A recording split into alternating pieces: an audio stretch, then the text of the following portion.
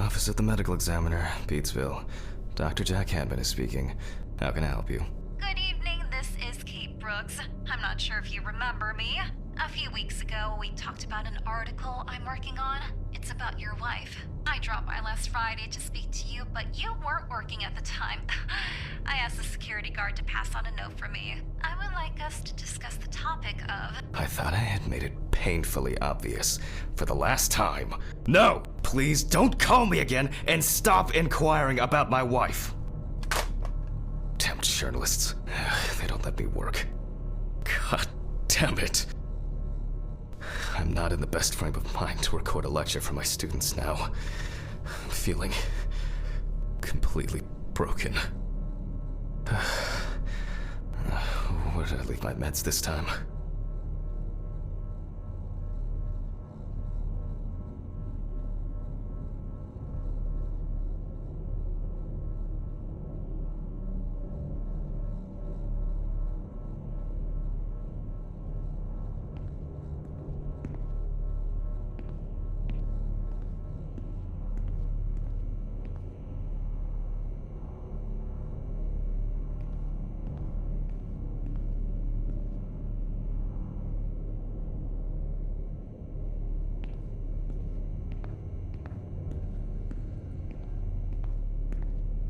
But the word is, the lab will be open tomorrow. But the word is, the lab will be open tomorrow.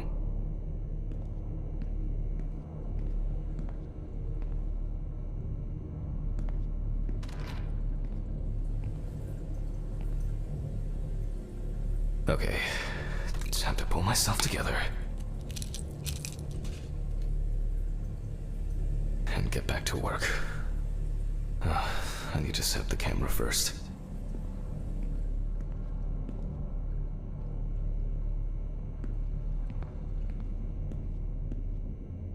But the word is, the lab will be open tomorrow.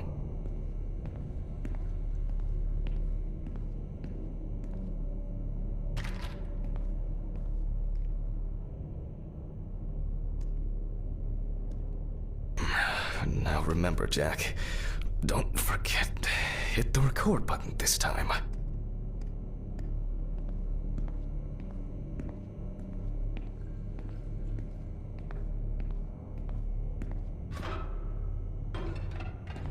Hopefully the new tripod is going to hold up.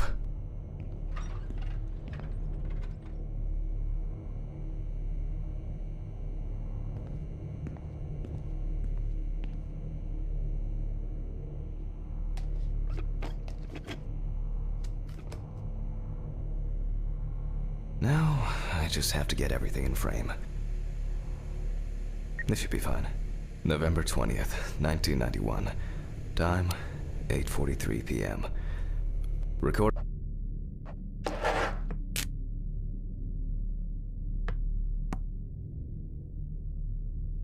For medical students from the University of Missouri. This autopsy is conducted by Jack Hanman. Hello, everyone. Welcome to the autopsy room. Today, you will have the dubious pleasure of following a full autopsy, step by step. For those of you who have already performed your first autopsy, this will refresh your basic knowledge. In turn, for those whose knowledge is only theoretical, I advise not to watch this after a meal.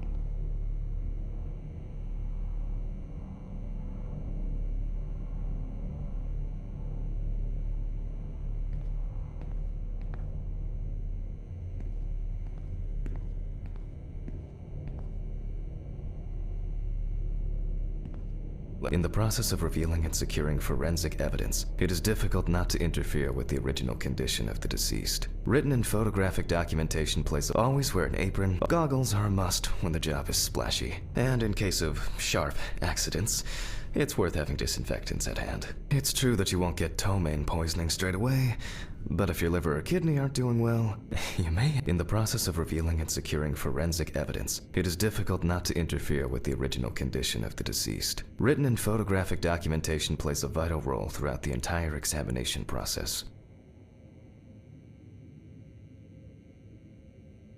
Always wear an apron, mask, and gloves. Goggles are a must when the job is splashy. And in case of sharp accidents, it's worth having disinfectants at hand. It's true that you may end up with diarrhea.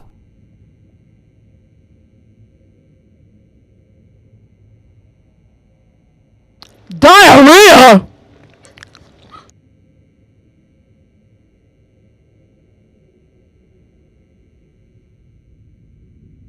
In the process of revealing and securing the cadaver is placed on its back on the autopsy table. The pathologist, during your research, be patient, inquisitive, but above all, attentive to detail. Many entries are visible at first glance, but sometimes they can be covered. And lastly, remember that nothing teaches you self-narration like working with the dead. So get used to that fact soon.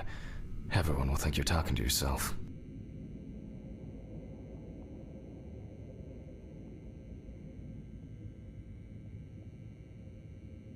Now, onto the police folder.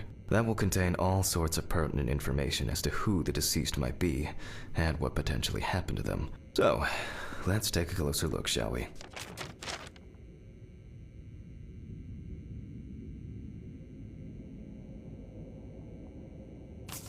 The deceased's name is Tobias Chambers, locally known as Old. The deceased was found on the outskirts of a parking lot at a gas station. The body was noticed by a station employee during the morning shift. Initially, he thought that someone had thrown some boots and a coat in a nearby ditch. It took him a moment to recognize the pile of clothes as the body of a man.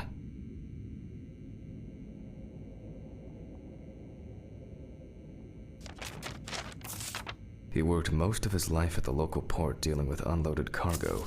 Signs of libation were found around the body. Empty bottles, traces of an inept attempt to start a fire, and a scattered makeshift blanket.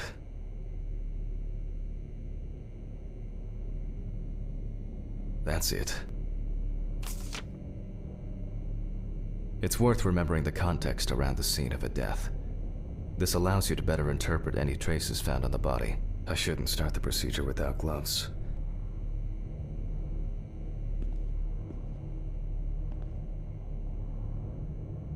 Now it's our turn to take some pictures for our files. If I can just remember where I left the camera. It's in here somewhere.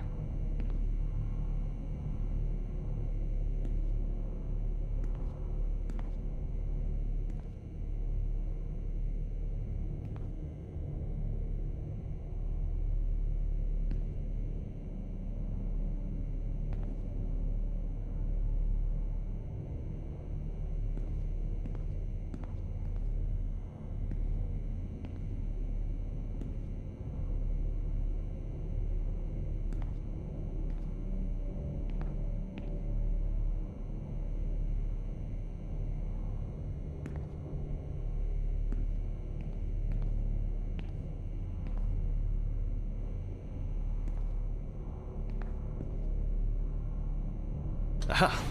There you are. I knew it was here somewhere.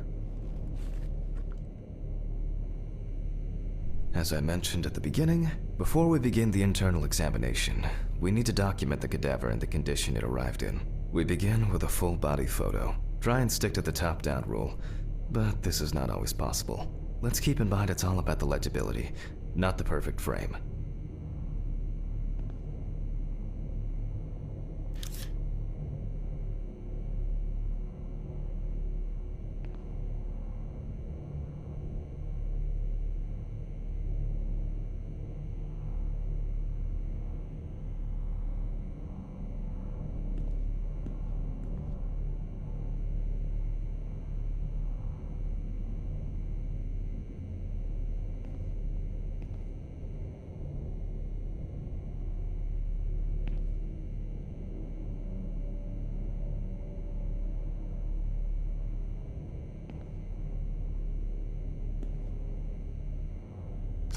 Voila! Now we move on to the next step, looking for traces. Take your time. Look at the corpse from different sides, from different angles, up close, and from a distance. You're looking for anything out of the ordinary.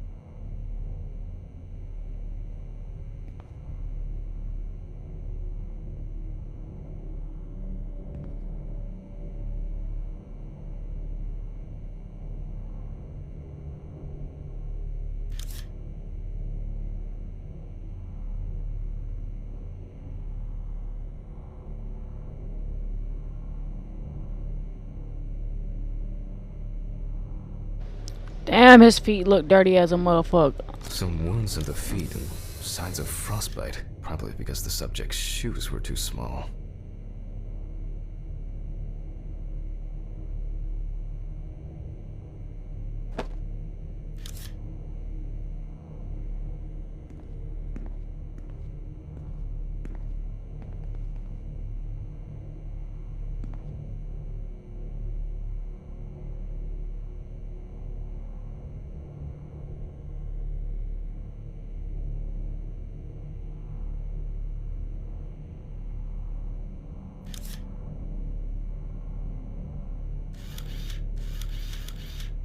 That's something interesting. It will be necessary to check whether this injury was severe enough to cause damage to the brain.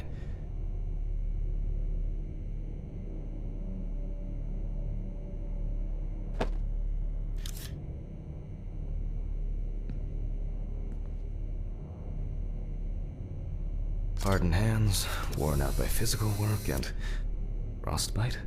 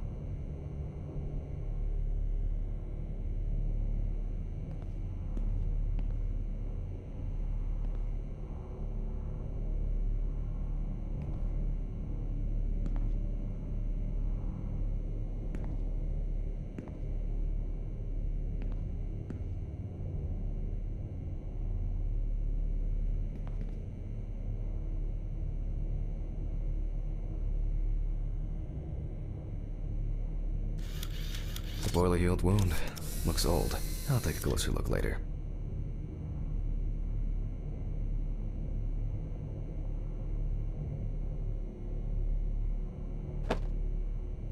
In a moment, we will check which of our initial observations will be worthy of further consideration. But before we get to that, I need to write down some basic data. Some of my previous cases, a reminder of more prosperous times.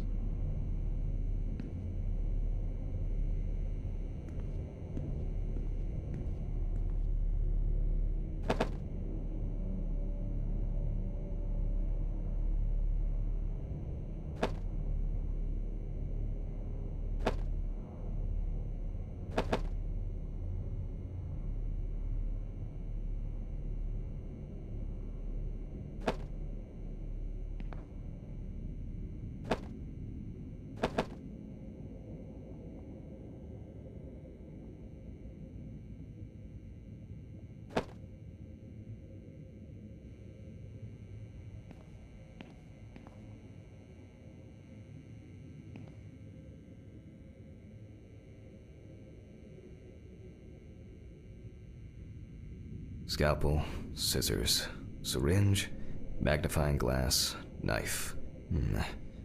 I guess I forgot to clean the knife.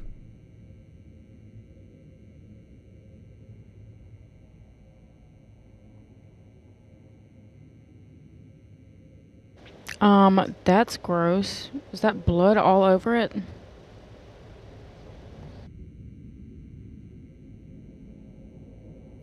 Personal information. The deceased was unclothed. Date.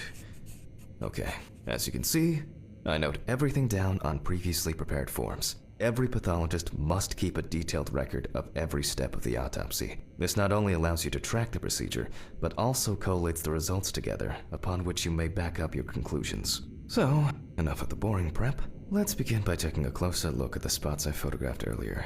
For this, you're going to need a magnifying glass.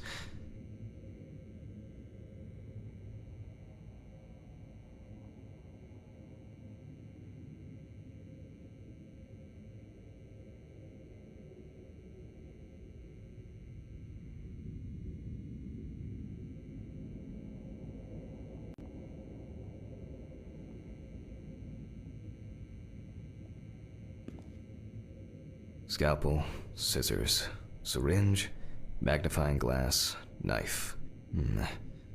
I guess I forgot to clean the knife.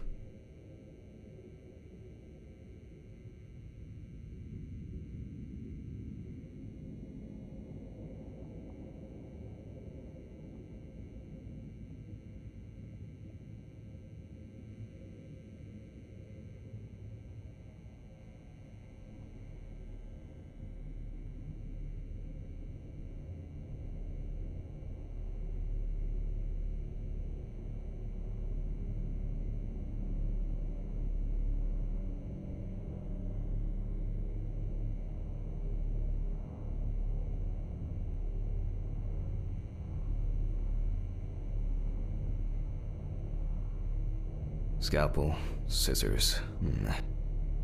Scalpel, scissors, syringe, magnifying glass, knife. Okay, I know what the tools are. guess I forgot I to need to clean the grab the magnifying glass. Okay. Alright. Shit. I'm losing it. Alright. I got it. Start first.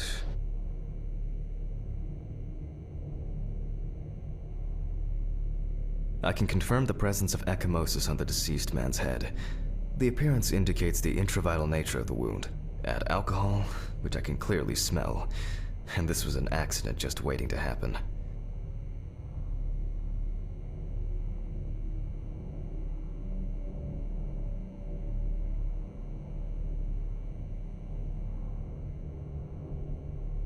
It looks like a burn mark, no doubt painful, but it's not pertinent for this case.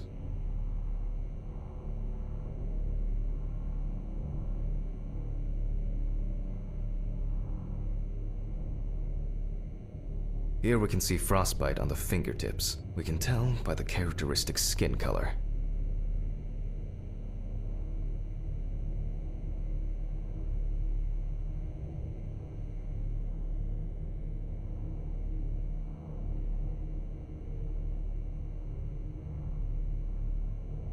Definitely a painful mix of frostbite, abrasions, and blisters. Old Toby had been wearing shoes. Definitely some crusty ass toes. That's if he wore any at all.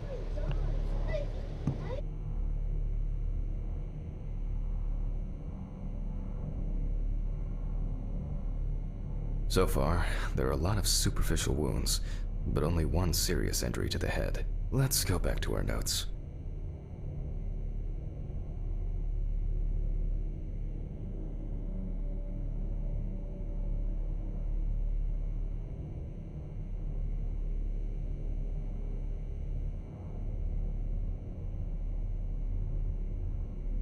First, I marked the location of the injuries, the head wound.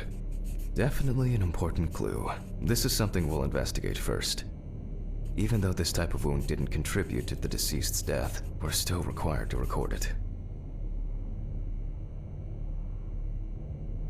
We're not in frost season yet, but high humidity, wind, and the inability to warm up can also be causes of frostbite. If Toby's body was cold for a prolonged period, The frostbite could have resulted from the body's defense reaction. The safety of the internal organs is more important than fingers, nose, or ears. As you can see, various types of accidents are a common cause of death among the homeless and the elderly. Perhaps old Toby slipped and accidentally hit his head. Considering the conditions in which he slept, his nights have been this is of no interest to us. Since the deceased clearly smelled of alcohol, I'll add alcohol poisoning to our list.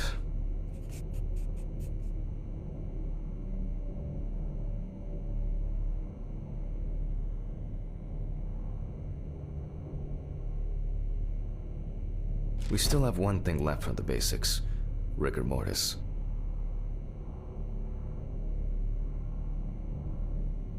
Well, we take our deceased by the hand, gradually re-raise it,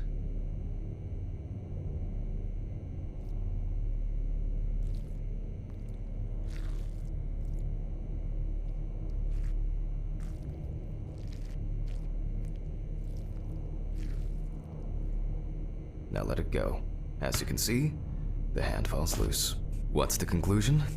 Death must have occurred more than 72 hours ago. The police information appears correct.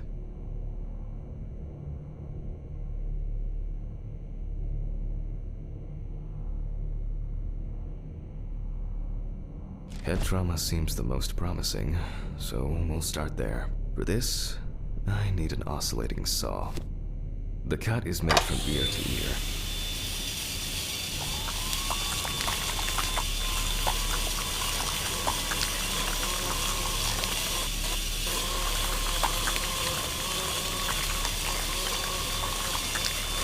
After which, we remove the skin and the top of the skull. After the basic examination, we can see that the brain's cerebral gyri in both hemispheres are symmetric. The brain looks good. Let's take a cross-section.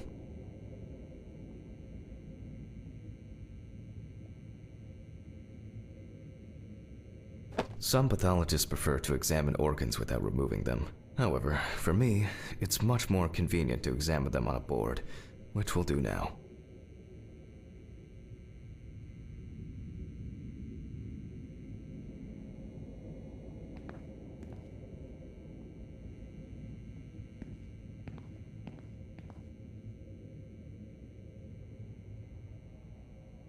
Holding a long, narrow blade knife in the dominant hand, we slowly cut the cranial nerves on both sides, all the time pulling the brain towards us.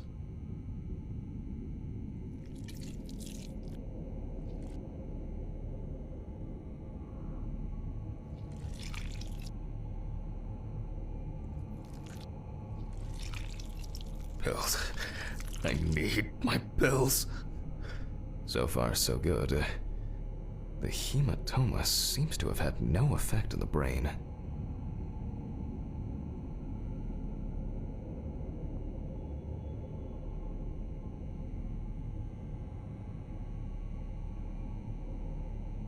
Why does he look like he's about to pass out?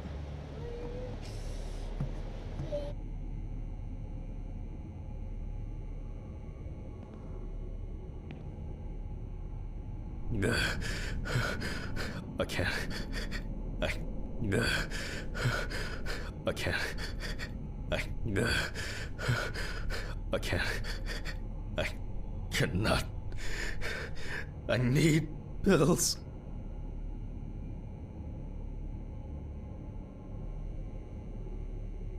Well, come on, you damn drug addict. Let's go get your pills then. Pills. I...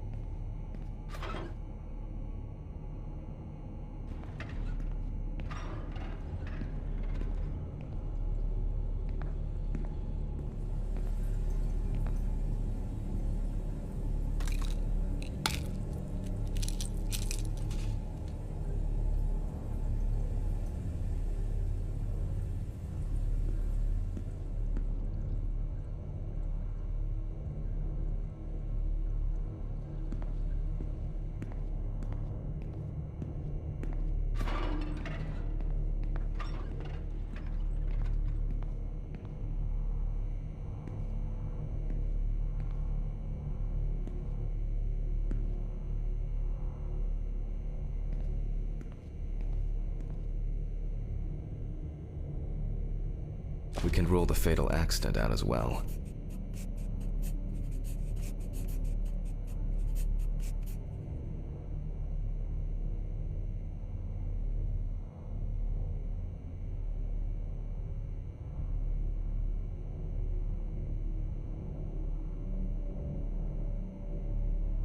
Brain is in good condition, so we have no choice but to proceed to the internal examination of the other organs.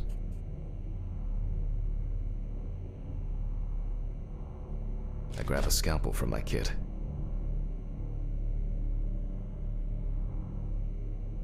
The incision should be in the shape of a letter Y. We use a deep cut to reach all the way to the ribs and to penetrate the abdominal wall.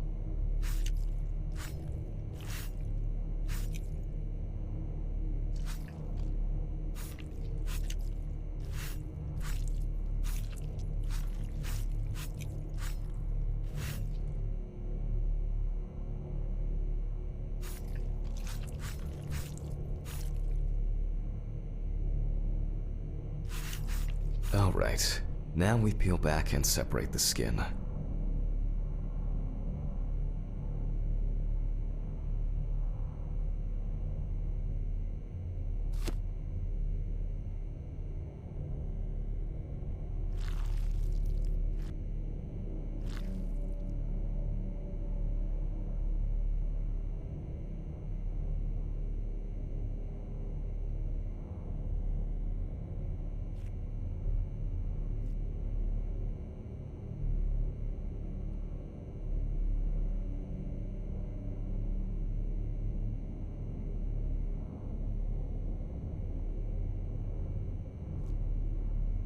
Okay, Scan. Come on. Lift up.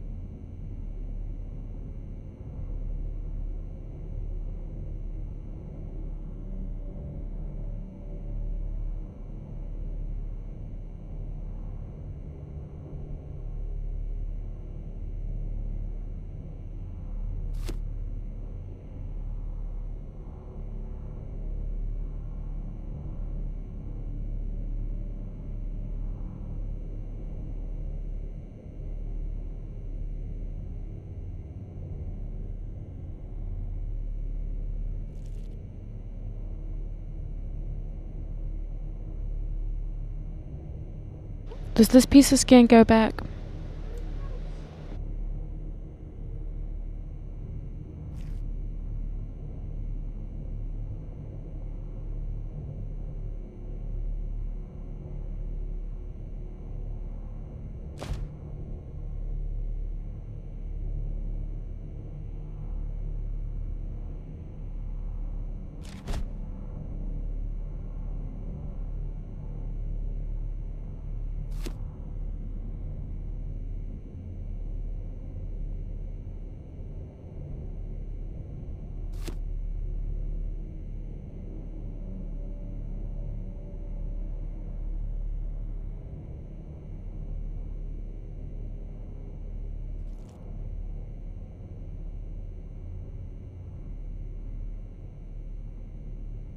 Now, we need to remove the ribs. We'll need the loppers for this.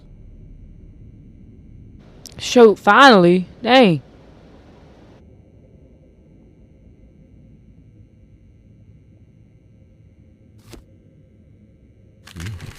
Quite a satisfying crunch, for some anyway.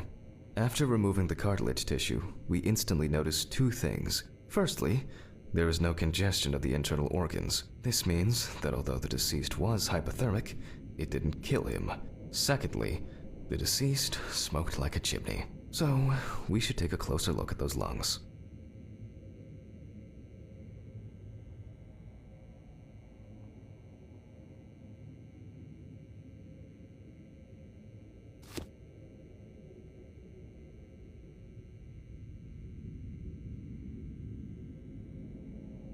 we can see widespread black and tarry deposits caused by smoking cigarettes.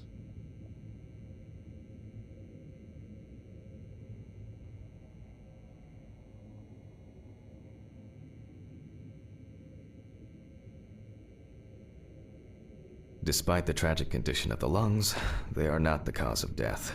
Alice smoked too. It didn't kill her, but... what was I talking about? Lungs. Yes. Advanced inflammation. Yeah, he been smoking for 30 years and 30 nights with that shit.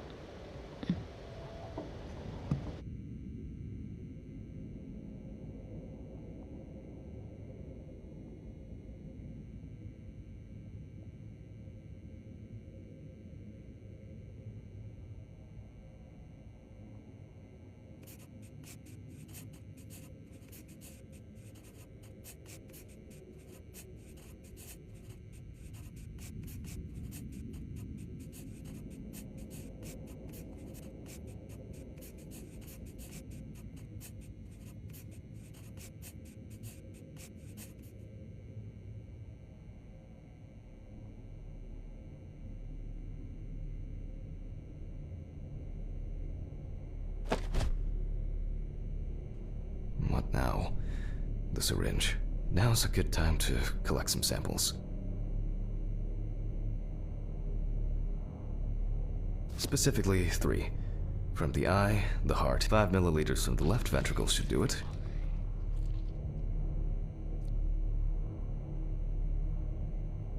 Left on the bladder, we draw about 10 milliliters of fluid. Vitreous humor analysis is very useful in indicating long-term alcohol abuse.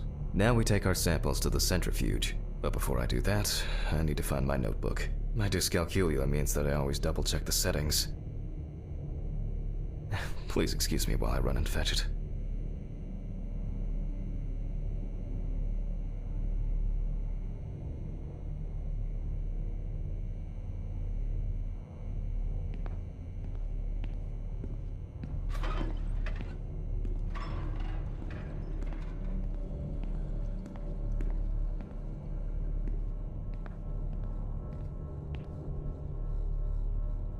This whole thing is covered in stains. I should check this out under the microscope sometime.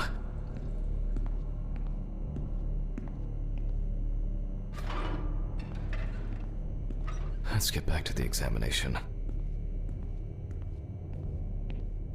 We put all of the samples into the rotor.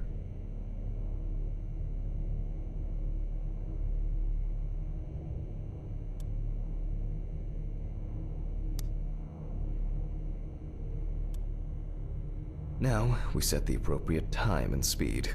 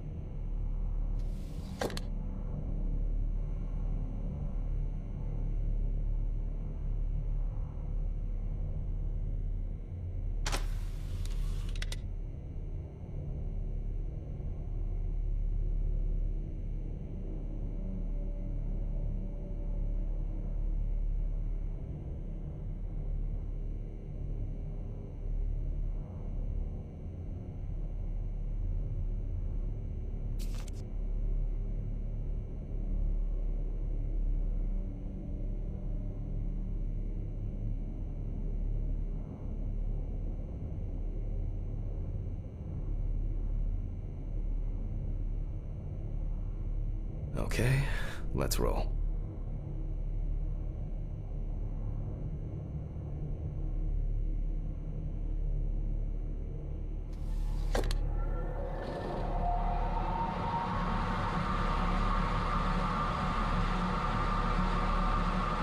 Oh shit, the fuses again.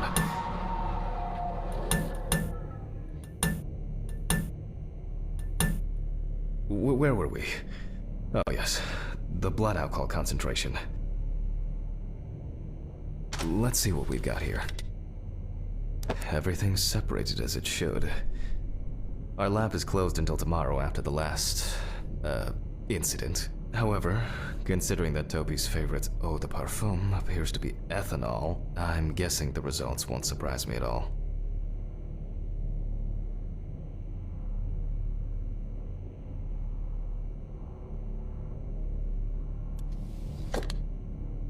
Let's go further. We will now focus on the cardiovascular system, specifically the heart.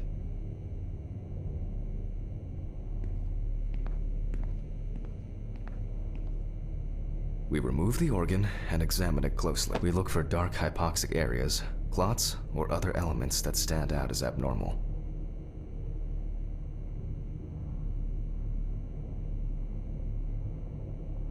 At first glance, the heart looks fine. The pulmonary trunk and aorta seem to be in good condition. There are no pathological changes that would have contributed to Toby's death.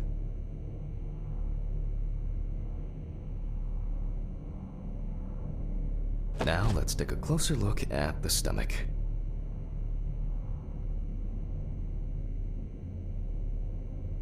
Size is normal, healthy, pink color.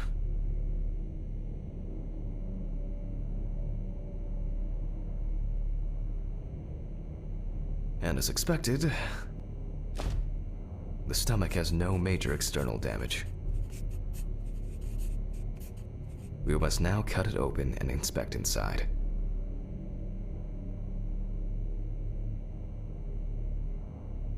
We will do it carefully so that its contents do not spill out.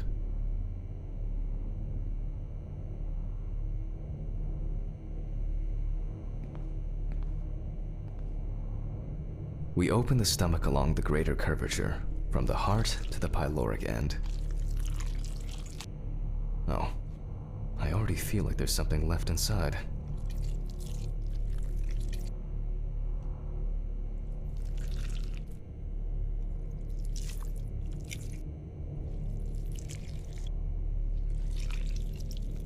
Okay, large amount of gas, small amounts of yellow, grayish food content, resembling some kind of meat. Either our deceased hadn't eaten in days, or the bulk of his stomach had already found a way out. Looks like I'll have to find the missing contents. There are two ways here. One is obvious, and the other is... It couldn't have been suffocation, could it? I'll add this to the list and move on to the deceased's neck.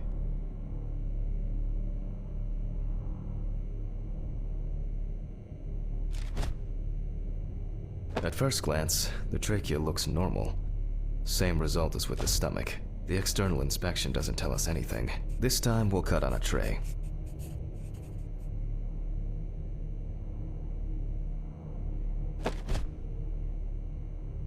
While cutting such a small organ as the trachea, we must make a precise incision.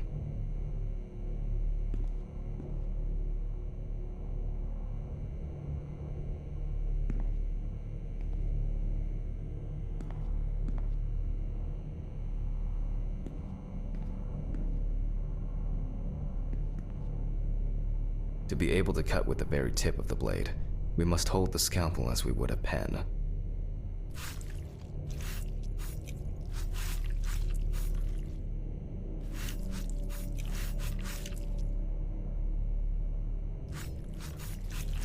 And after careful examination and deduction, we've got it, a clogged trachea. It's time to summarize the whole thing.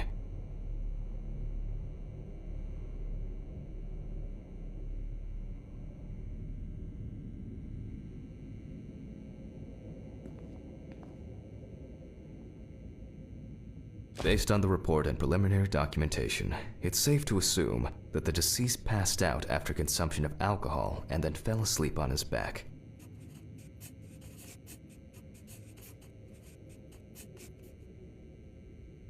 Then, the gastric contents refluxed and flooded the airways, causing death.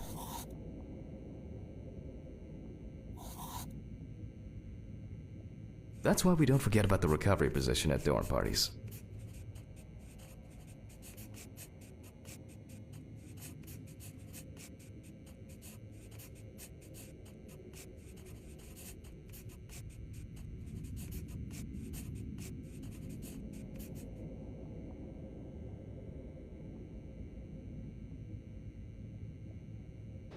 I don't know if that would be an accident or just natural.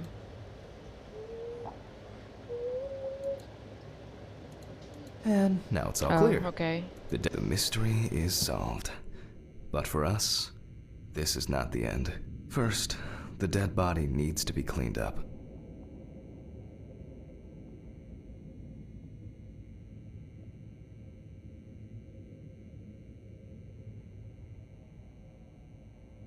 For this, we will need to close the body and grab the needle. First, we unroll the skin flaps. And then, we sew the deceased back up. I'm using the baseball stitch technique. This stitching method is very strong and quick to do.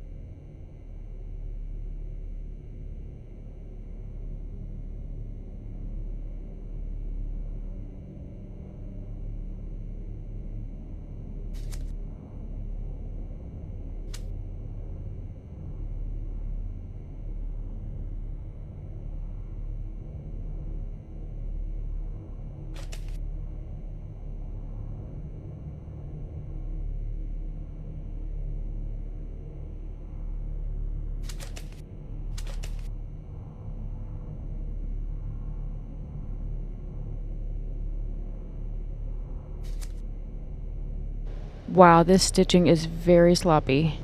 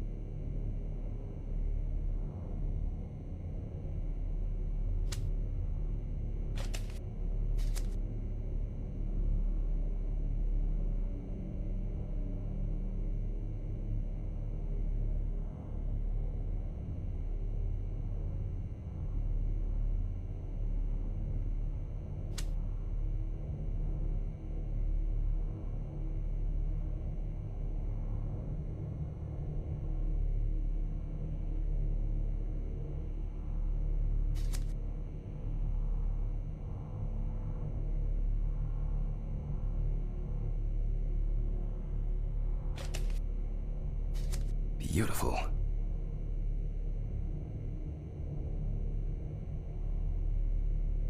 Now we say goodbye to the deceased and put them safely in the fridge, ready for the next stage of their journey.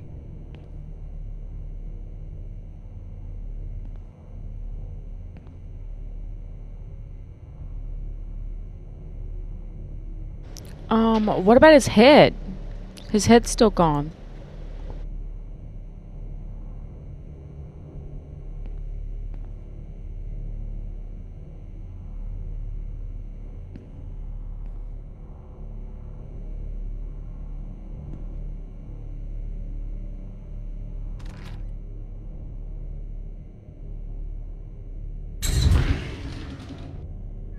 I'm tired. I'll drop these samples off at the lab on the way to the bar.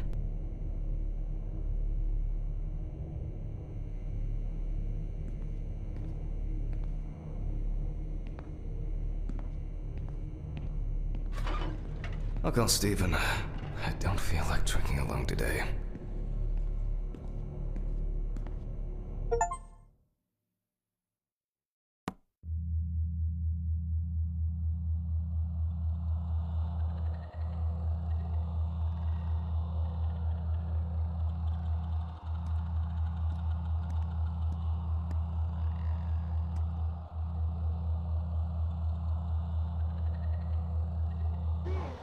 I thought we were heading to the bar. What's happening?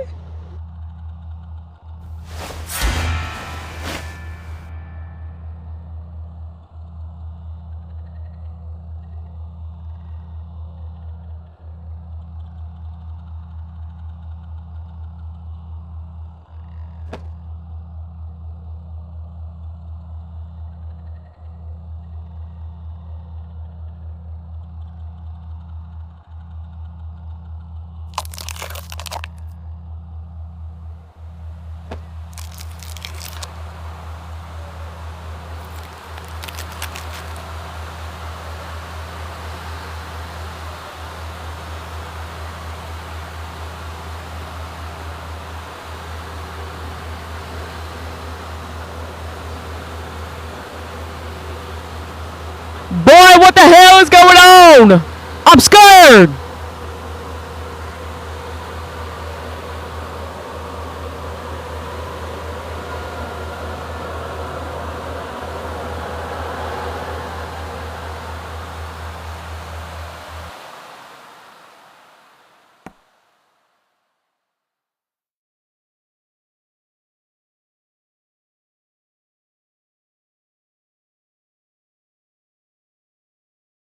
Forgive me.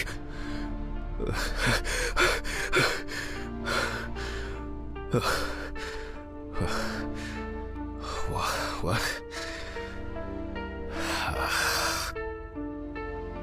Fuck. I should take my pills.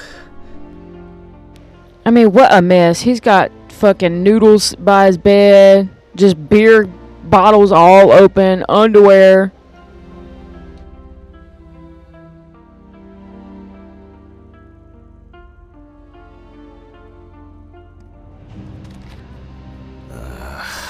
So much light everywhere.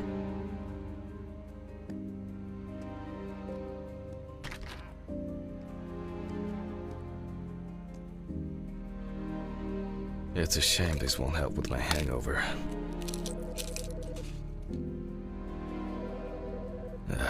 The fucking phone.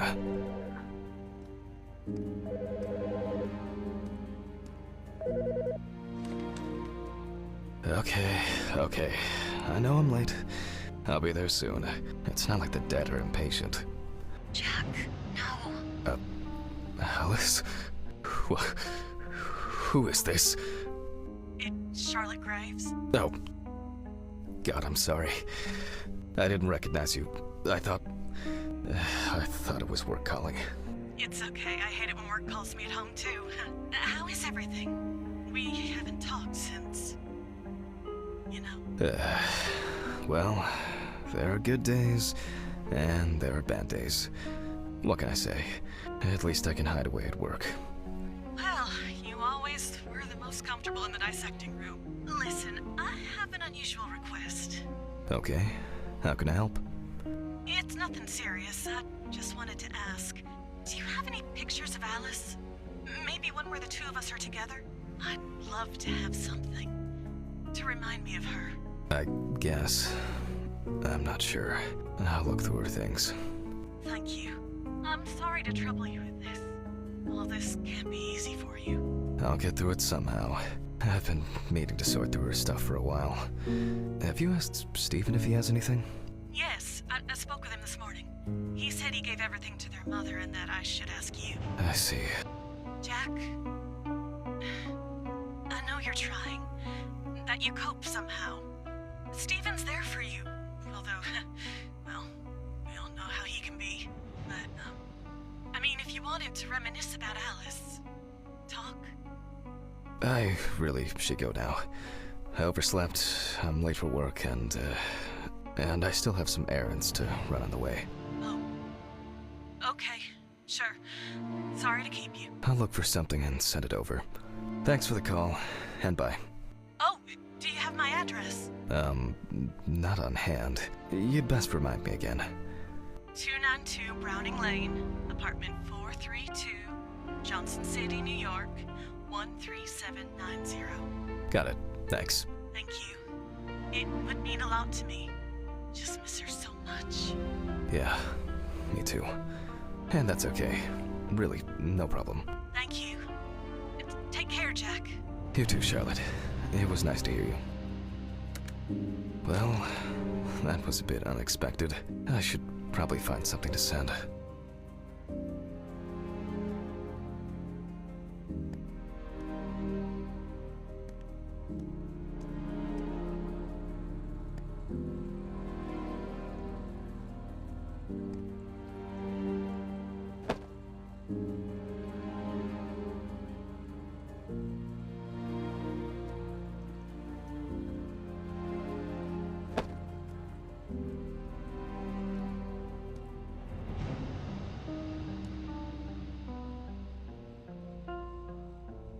My word, he need to do some cleaning. He doing everything else but cleaning.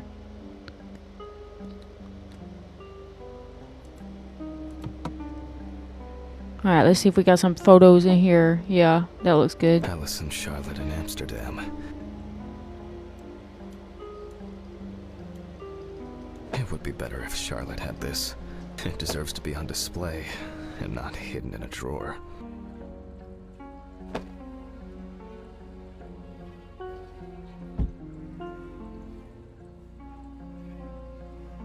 Uh-oh, let me open that back up. These were So we from can send Thanksgiving. that. Stephen invited me. I was going to give them to his mother, but then I met Alice. That was the first time I saw her.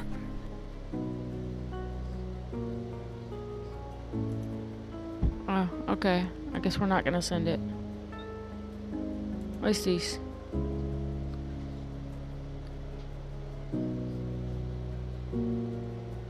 Oh, she was so pretty.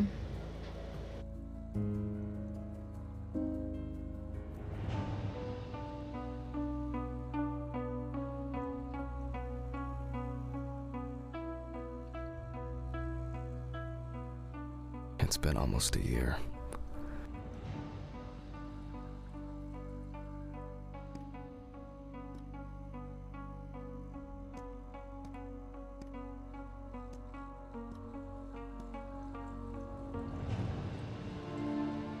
Okay, time to go to work. I'm seriously late.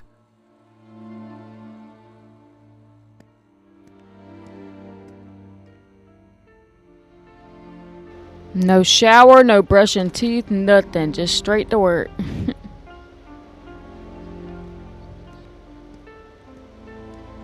Alright, where's the shit. mailbox? Almost left the door open. I should grab some Oops. coffee and aspirin on the way.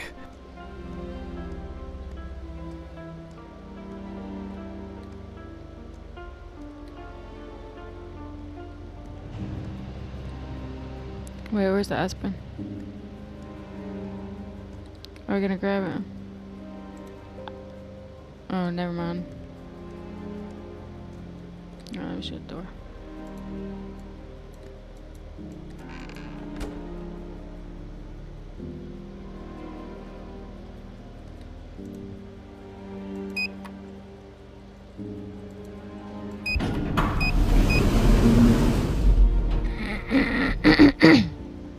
Oops.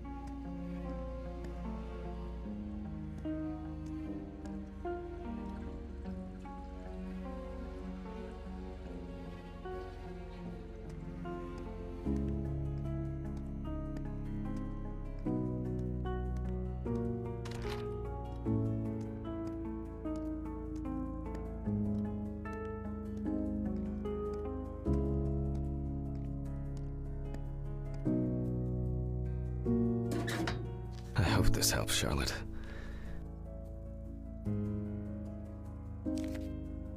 Okay, all done here. Time to go.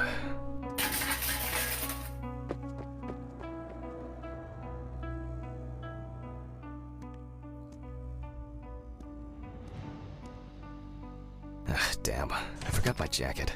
Ah, well, I'll brave it for tonight. Too bad.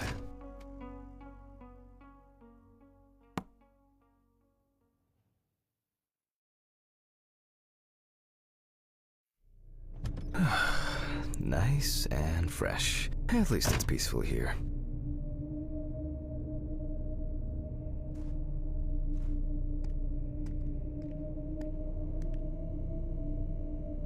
He calls this peaceful? Good evening, Mr. Ridley. Has Stephen delivered the body? Mm-hmm. Did he leave it where he usually does? Uh-huh. As always, it's a real pleasure talking to you. If you say so.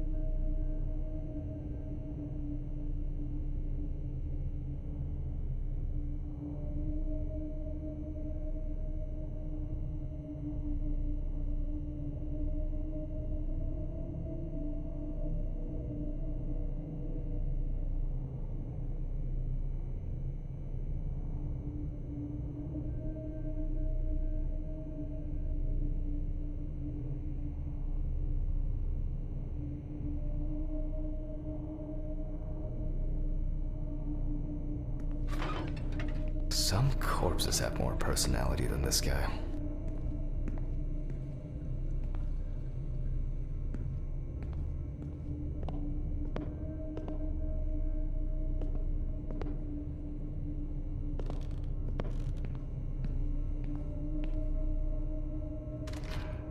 Christ.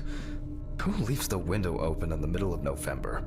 So I'd better check the answering machine.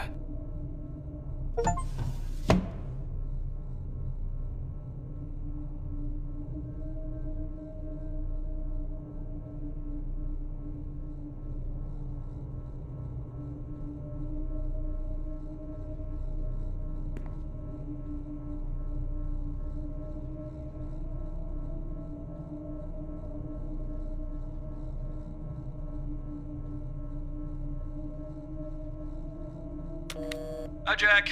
I dropped by a little early today. I left the body with Ridley in the corridor. He wasn't sitting in the locker then, so maybe he'll even throw him into the room. Well, how are you doing? I mean, it's your first birthday without her, and...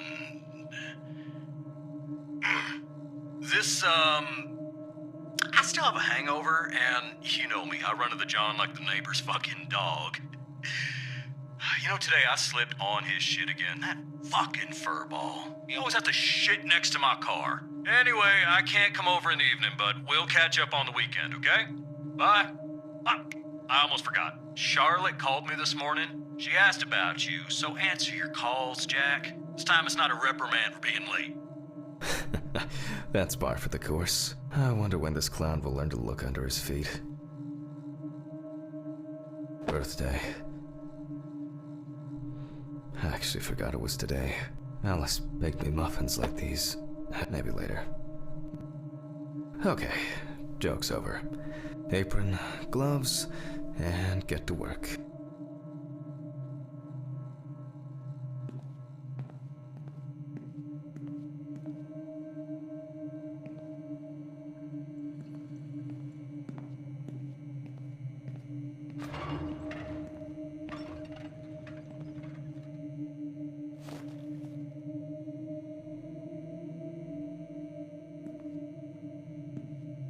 I need to order another batch of these.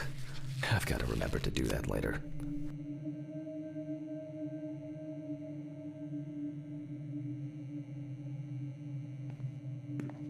Oh, man. I remember you. You were on that talent show. What was your name again? Steven laughs at me for recording everything. He says I have a bigger collection of stuff like this than most of the creeps he's caught. November 21st, 1991. Time, 9:13 p.m. The autopsy is conducted by Jack Handman. Lecture for the Medical University of Missouri. After yesterday's lecture, you should already know the ins and outs, so today we'll be consolidating our knowledge. So, where do I start? That's right. Yes, Samantha Barker. Now remember, there's probably going to be a lot of chatter about this.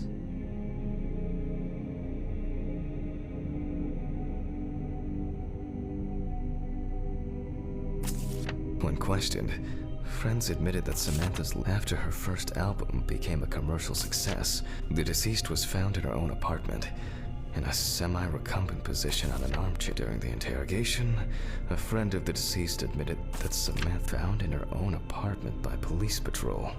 Officers were called by a concerned friend of the deceased, who had been unable to contact Barker for several days. As you can see, the body is fully clothed. Therefore, before we move on to photographic documentation, we must remove the clothes. This time, we don't have to focus on the clothes too much. However, there are cases where a clothing analysis can lead to the cause of death. Okay, now we can continue with the examination. Again, begin by taking photographs of the cadaver. I guarantee that over time it will cease being embarrassing for you.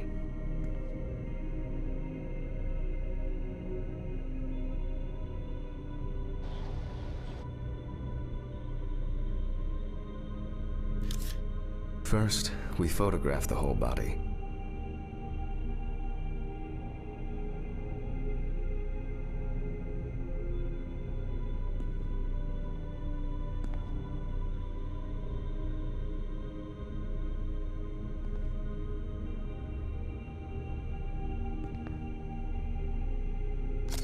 And now, any suspicious-looking marks or wounds.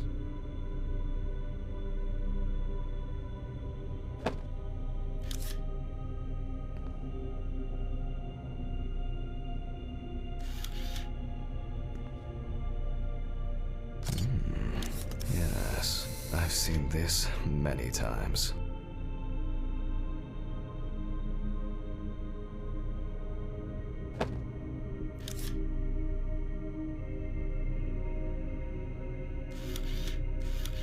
You don't get such bruises from a normal contusion.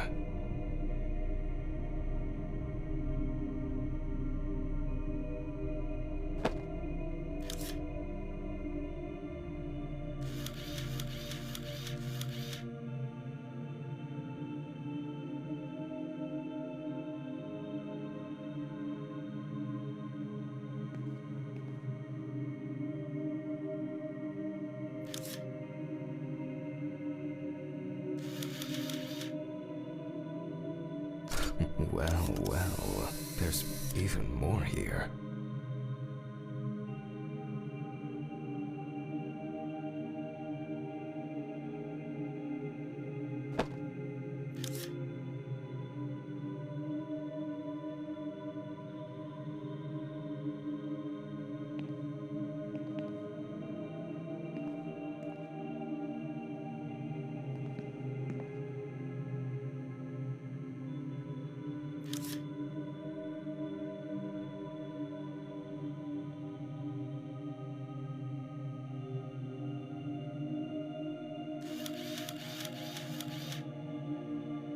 Interesting.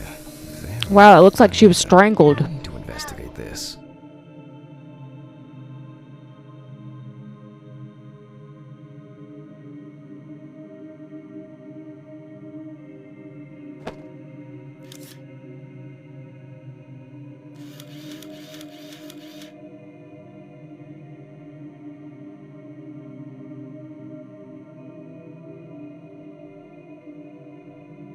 This definitely does not look like an accident.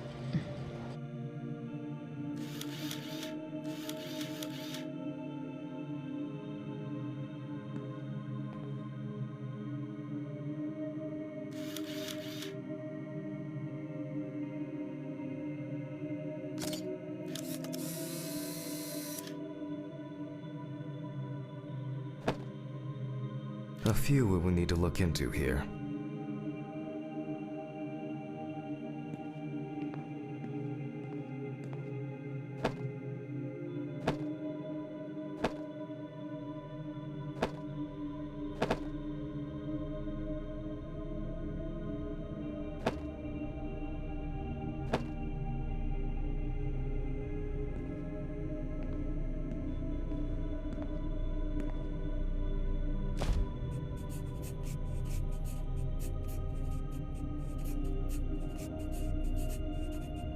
Notes prepared. Time to take a closer look.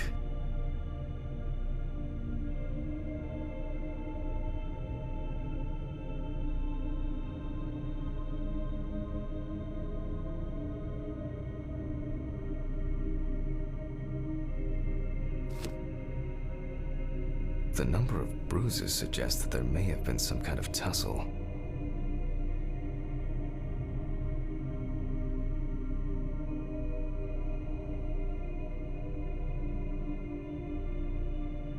Some furrows have imprinted more strongly, others less, as if someone was, undecided.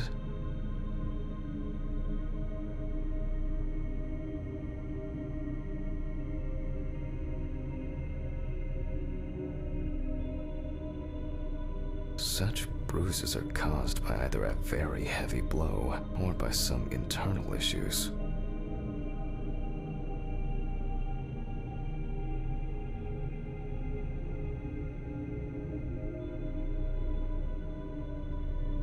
And here's something interesting. The skin of the deceased What do you think it is? I don't think this was an blisters. accident. Some of them are ruptured. I think she was murdered. Fluid residue.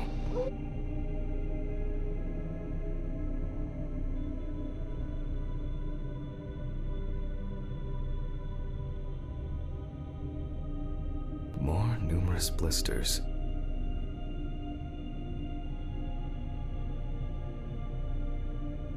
We have some leads to investigate here. Let's write this down.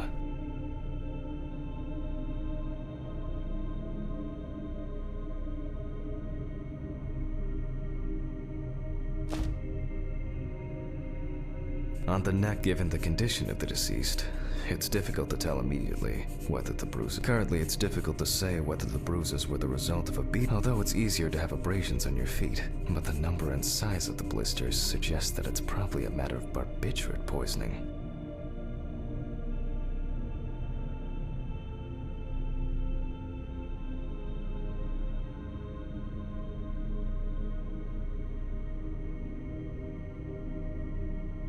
In general, such blisters usually appear in the case of mechanical abrasions, but due to the place of occurrence, this should be excluded.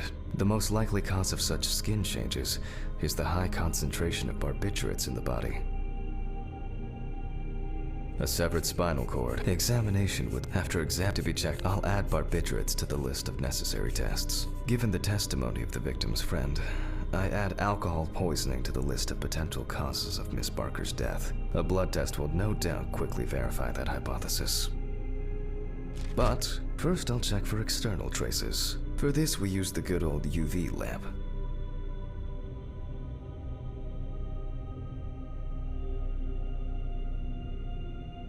I look carefully at the whole body. UV rays will reveal any traces. Torso. Empty. Right hand clean. The area around the head is empty.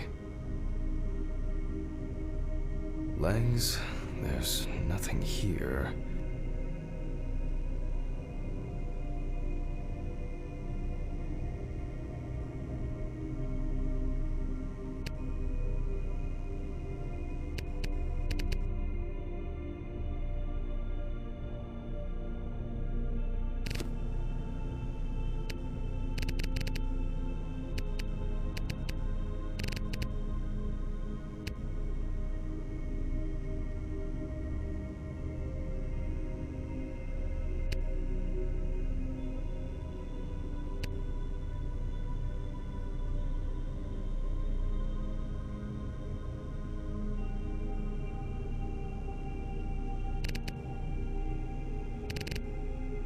The left hand seems to be fine. No marks. Ah, well, nothing to surprise us here. Now gently, we take the deceased by the hand.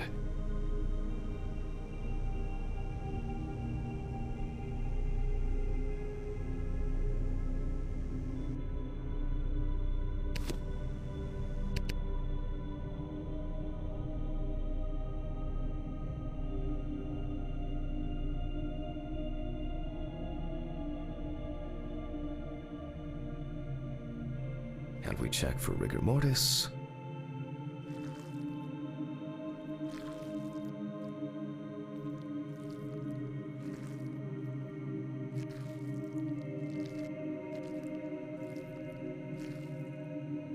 Again, the hand falls freely. Since we don't have a definitive lead, we will examine all the key organs one by one.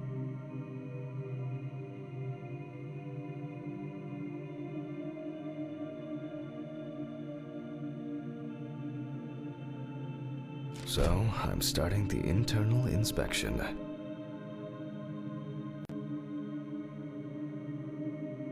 I dissect the skin of the deceased.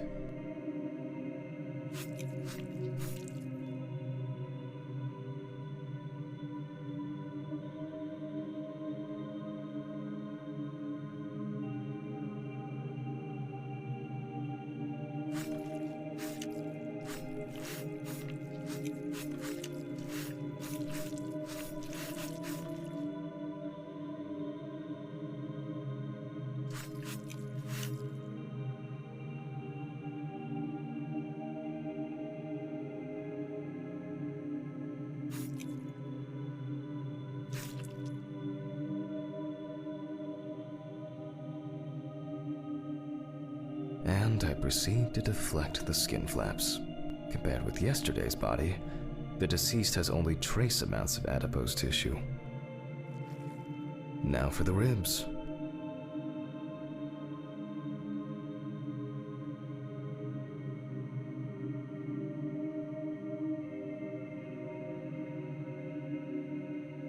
What do we have here?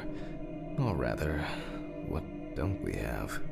There is certainly no sign of internal bleeding. Before I disembowel the deceased, I will take samples for toxicological tests to determine the alcohol content in the body. I just need my syringe.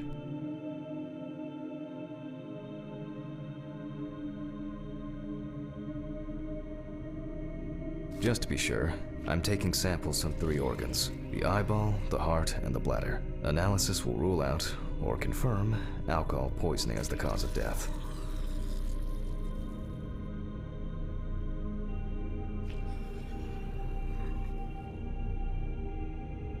I'll transfer these to the centrifuge.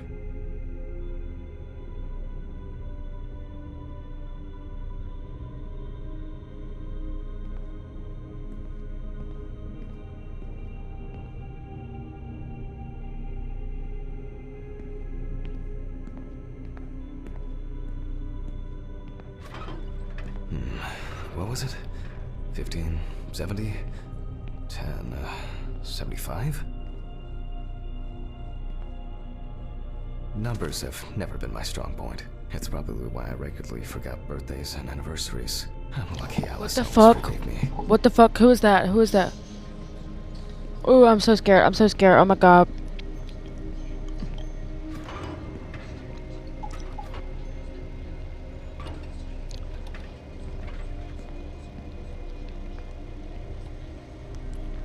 Who was that peeking?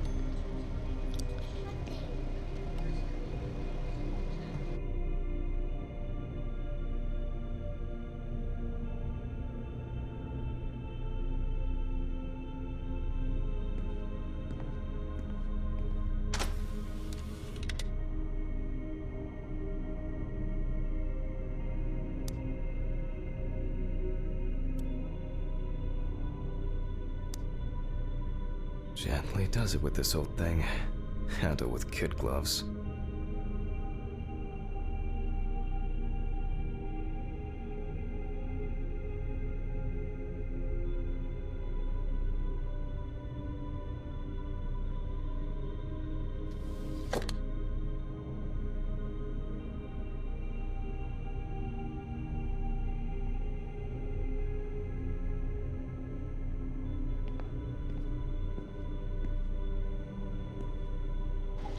What did I do with my notebook?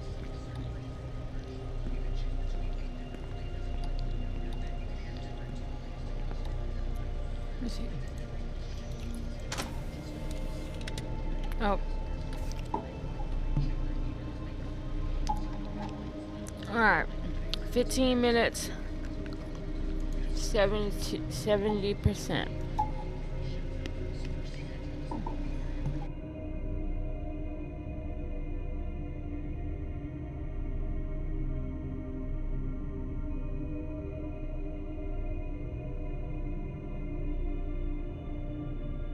I'm starting the centrifuge. Let's see what results come out. The laboratory is already open, so... Fucking hell! Ridley! Mr. Ridley! The fuses need resetting. Where is he? Fuck it. I'll do it myself.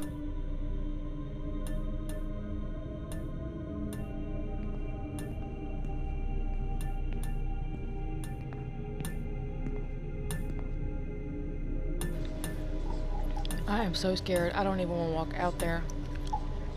Who was that peeking?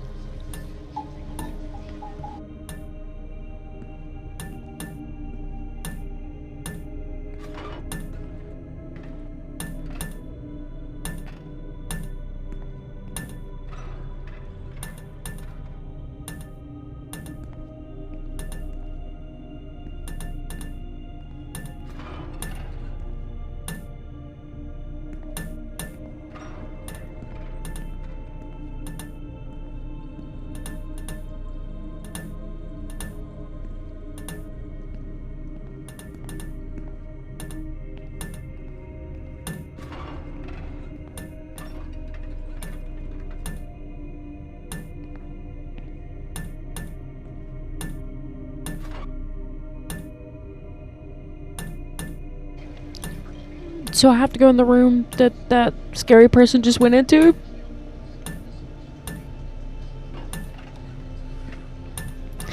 What do I do?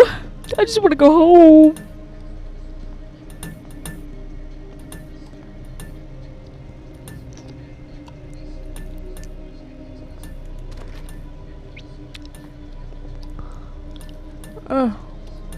First the right, and then the left.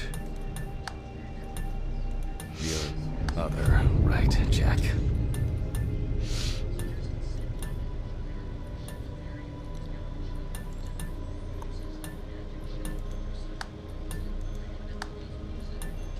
And voila.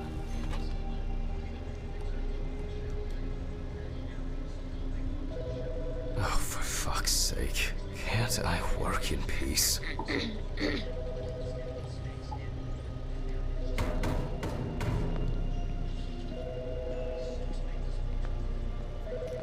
Oh my god, dude. Too much is happening right now. Jack Hanman speaking. Easy.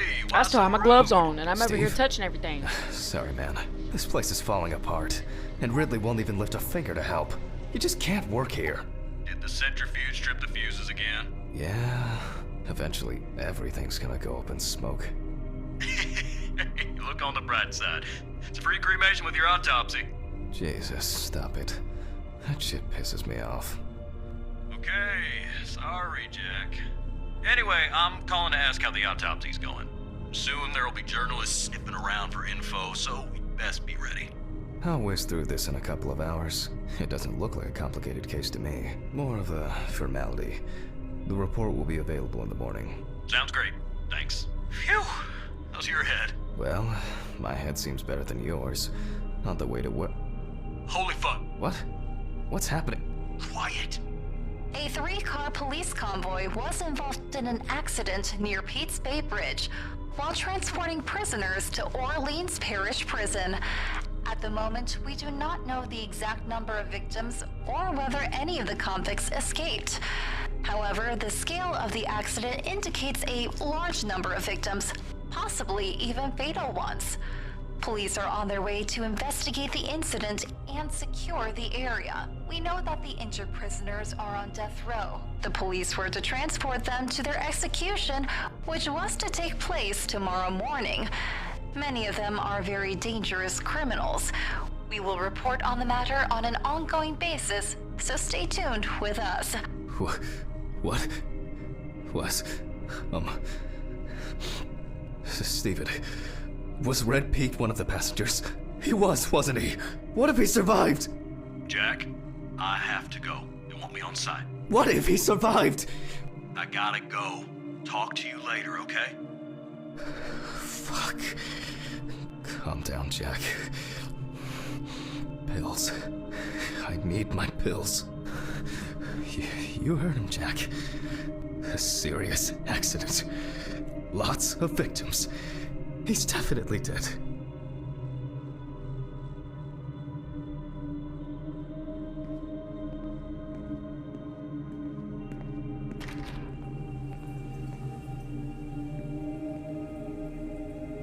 Yes. Nothing's going to happen. This man is just going through it.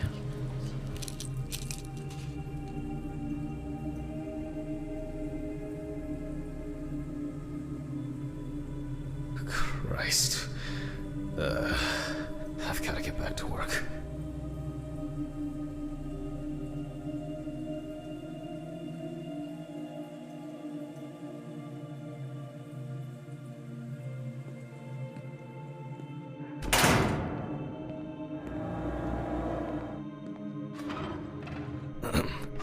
Technical break. At least I know I can pursue a career as a janitor if I need to.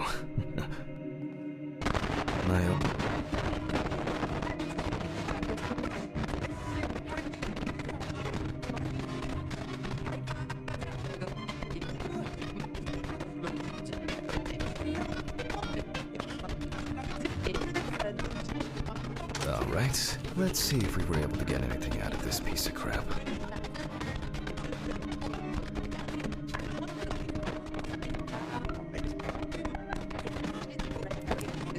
And miraculously, yes, the samples did spin.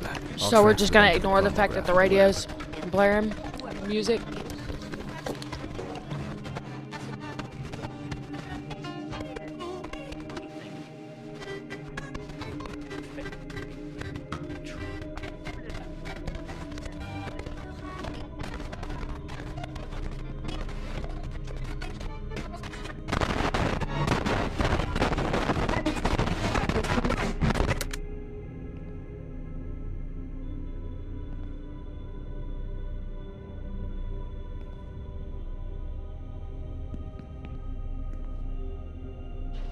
What rack?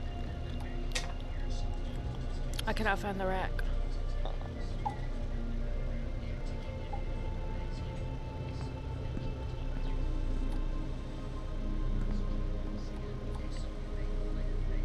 Oh, I need to go to the lab.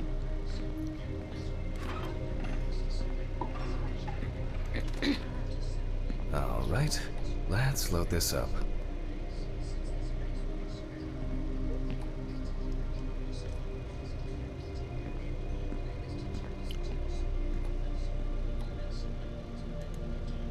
I placed the test tubes in the rack.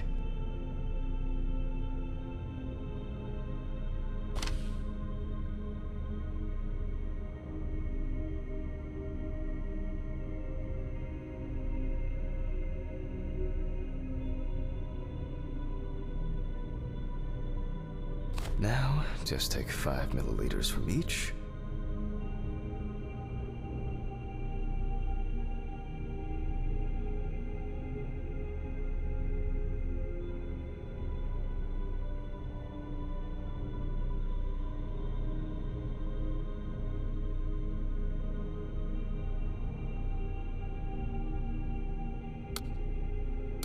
Precisely.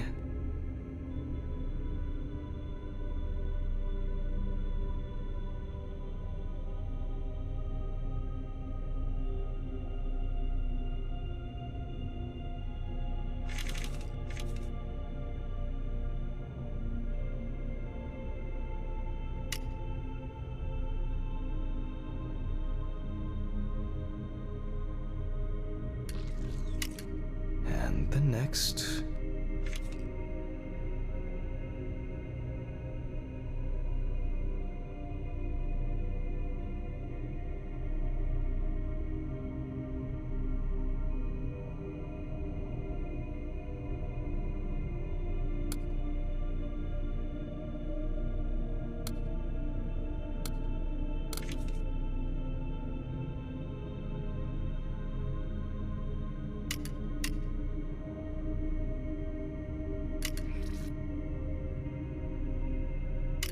Five more.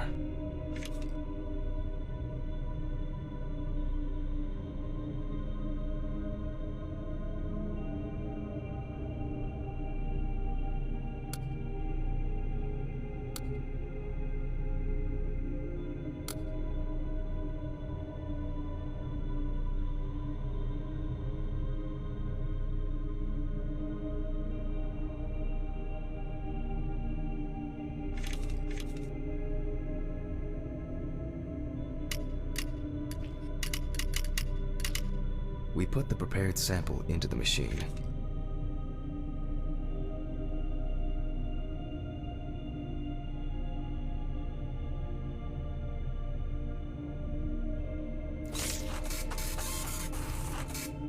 Let's see what we have here.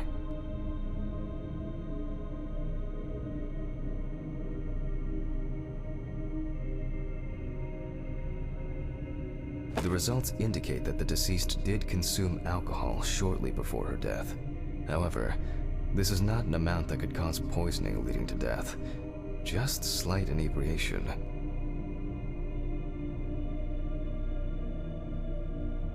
I can return to the body and continue the rest of the examination.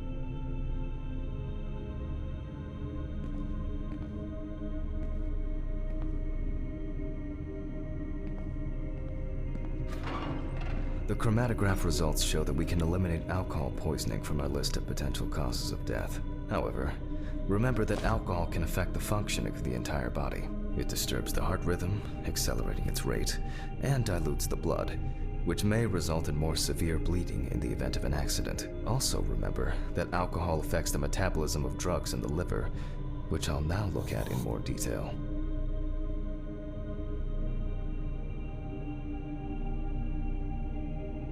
First, I'll pick up the syringe again. I'll take samples from the liver and the heart to test the concentration of barbiturates in the body.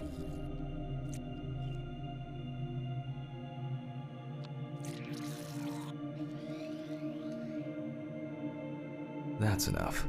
I'll do the test later. I'd best not try my luck with the centrifuge right now. Now I remove the liver.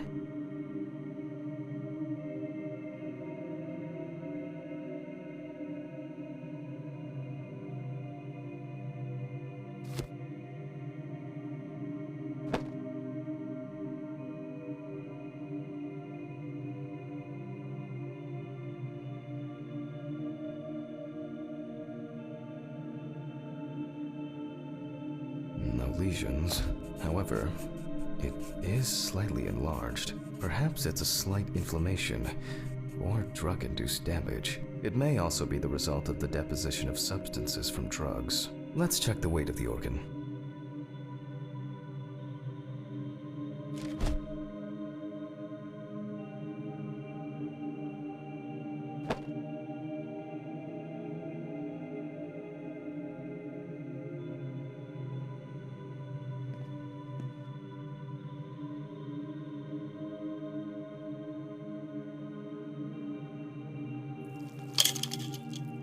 The weight is 1,300 grams. The liver is enlarged.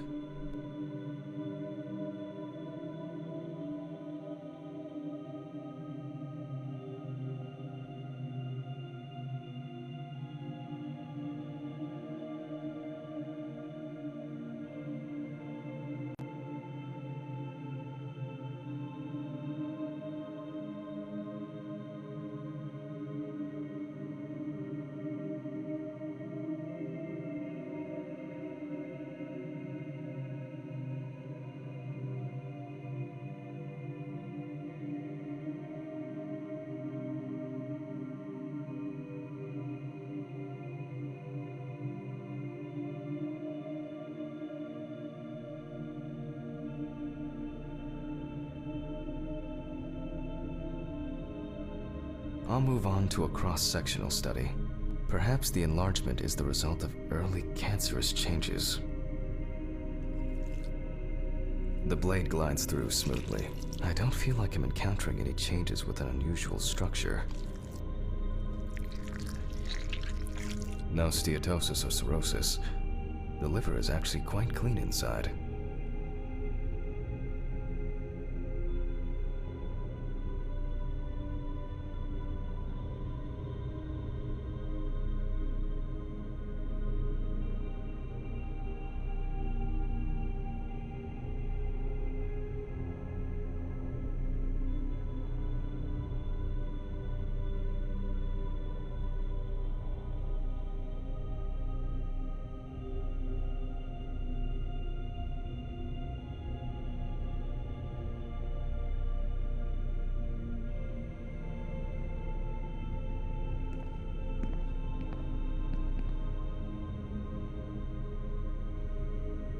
Okay, this place is haunted or something. I know y'all just saw that. The liver is basically healthy. We already know that the deceased didn't abuse alcohol. The question is, what about drugs or other substances?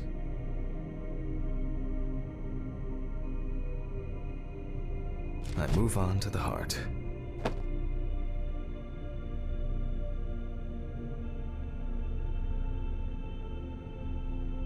Oh. At a glance, we can see signs of a heart attack. The deceased is definitely too young to have a heart attack due to natural causes. The liver is enlarged, not from alcohol poisoning, and the heart looks like it has collapsed. So, I guess we need to go to the centrifuge and check for these barbiturates.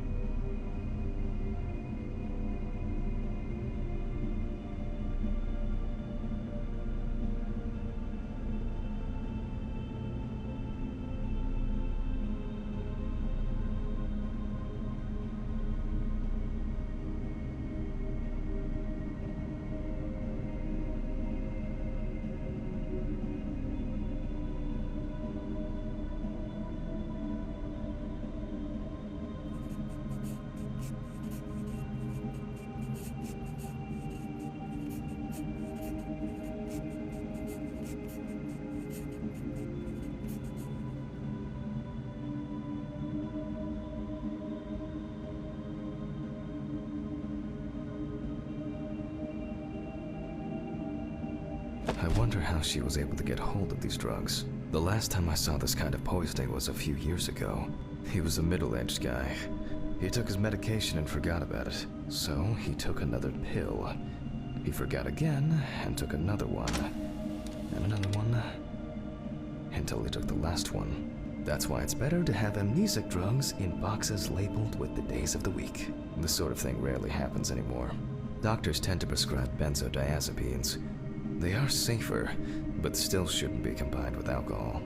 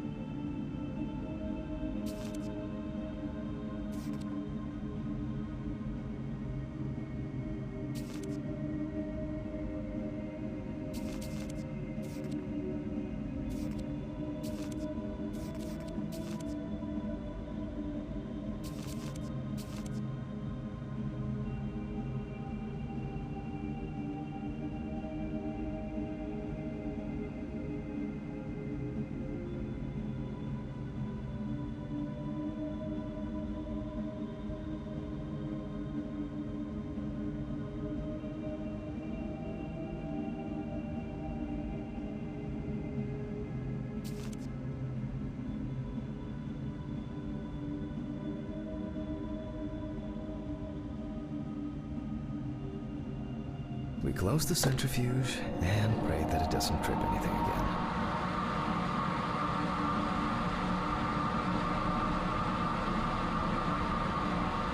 Looks like our luck is in.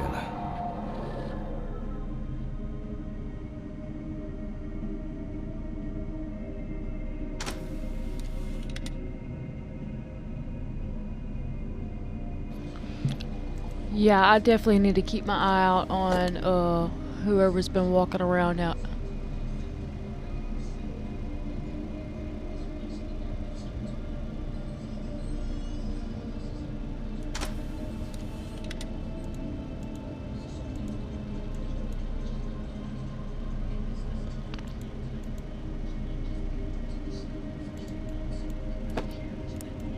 We can take the samples to the lab now.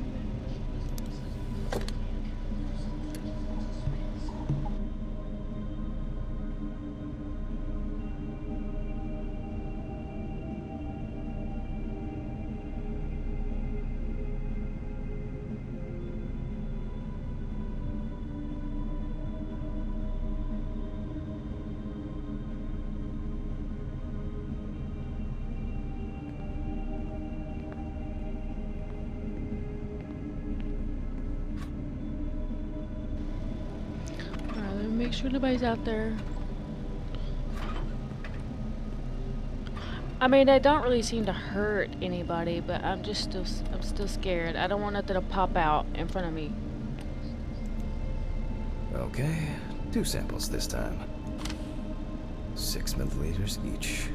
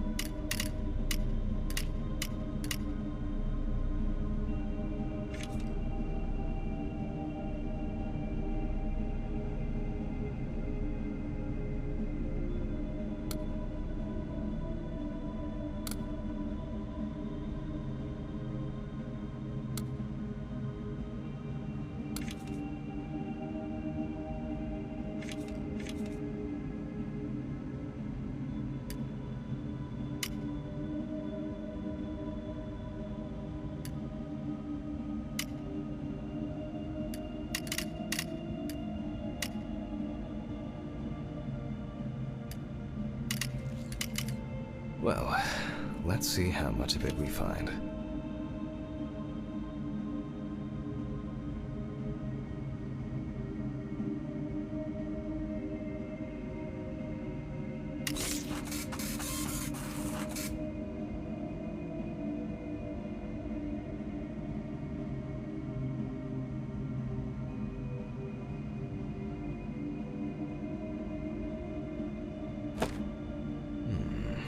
Nothing surprising. Significant amounts of phenobarbital metabolites of hepatic origin.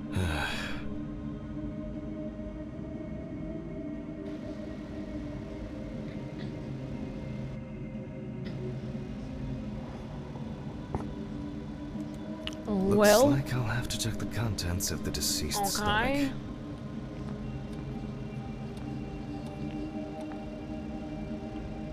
I just don't think she died from overdose though, because the bruises on her and the stuff around her neck right there, that looks like a homicide. The tests show that the collected blood But contained anywho. enough barbiturates to cause cardiopulmonary collapse. The question now is whether it was an accident or a deliberate act.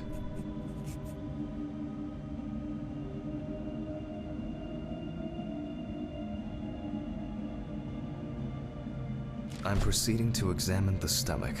Before extraction, I ligate the entire organ to prevent its contents from spilling out.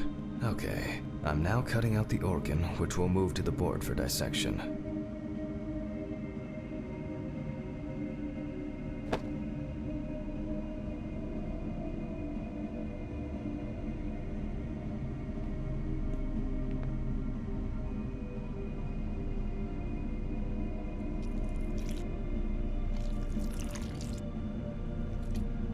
Normally, the stomach and intestines are full of surprises.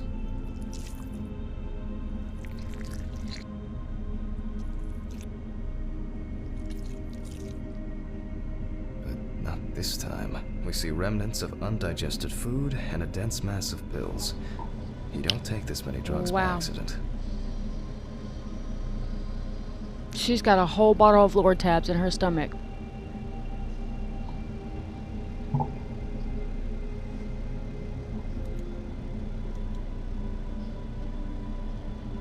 Mm-mm-mm. Mm.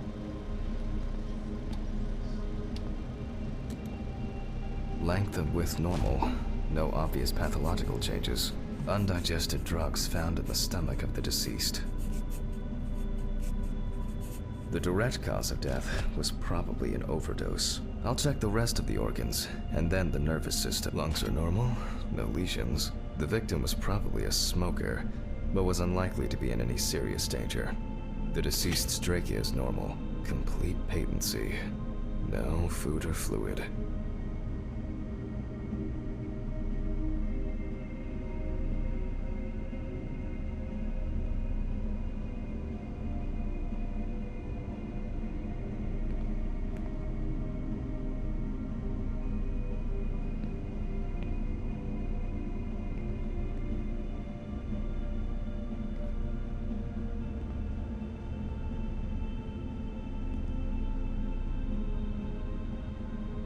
So, where did they go?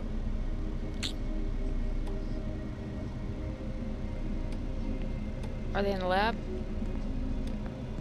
How did I just lose 2 organs? Let me see. Wait. The deceased's Oh, I didn't intestine get is the normal. intestines. No clear pathological changes. Abdominal cavity checked off. We can check the brain.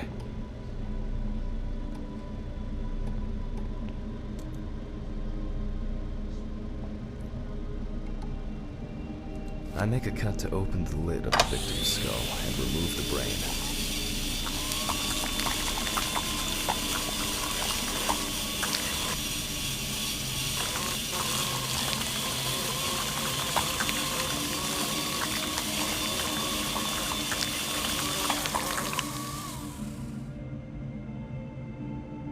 Brain is normal. No obvious lesions. Alright. I need to dissect it on a board.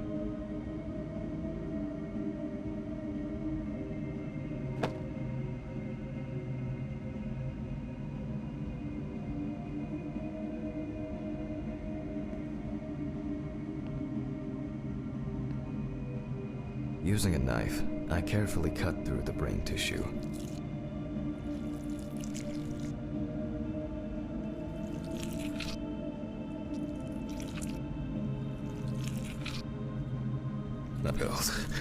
I need my... As expected, the deceased's brain is in excellent condition. No discoloration or changes due to hypoxia. There is still the matter of the marks on the neck. They look superficial, but who knows? Maybe the spinal cord has been severed.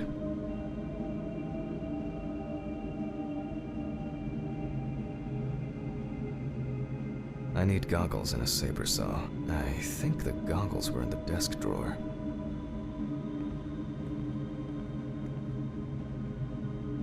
No. Pills.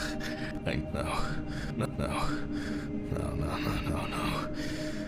Everything is spinning. Pills. I have to take Here pills. he goes, fiending for pills too.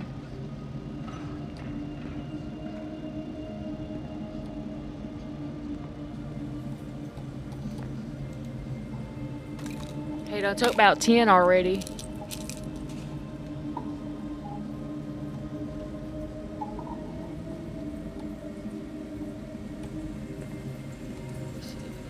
Ugh.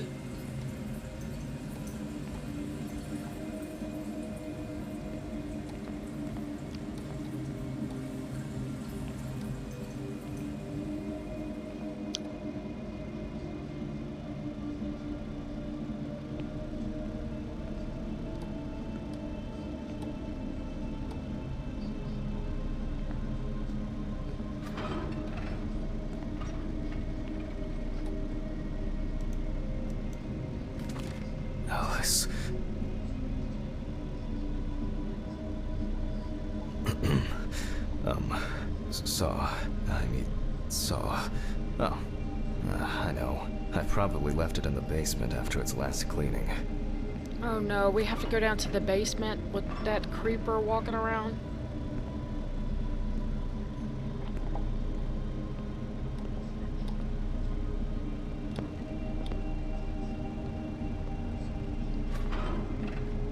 Mr. Ridley, I need a key to the basement. It's in the social room. Why is the key lying at the... never mind. Thank you. Hey, Hammond. Did you hear about the convoy? Well, maybe you'll get a chance to relive your glory days and catch Red Beat again, huh? Let's hope there won't be a need for that.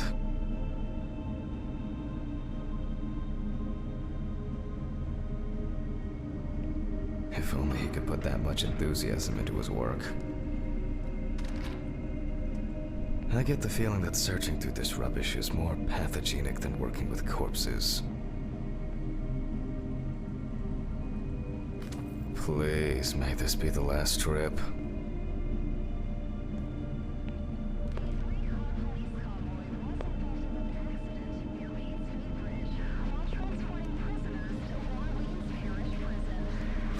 Okay, which way do I go to get to the basement?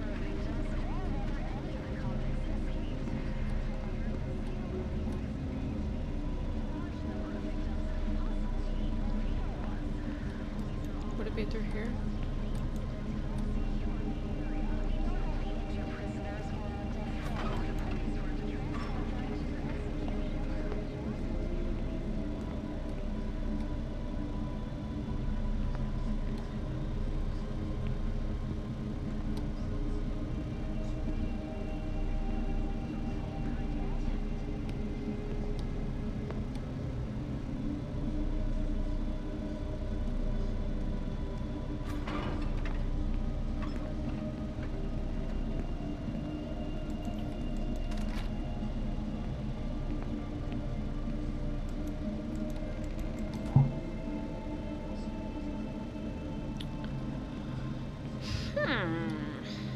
Interesting.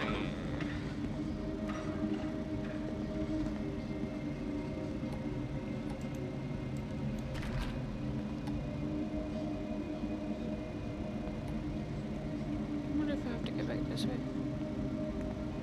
Let's see.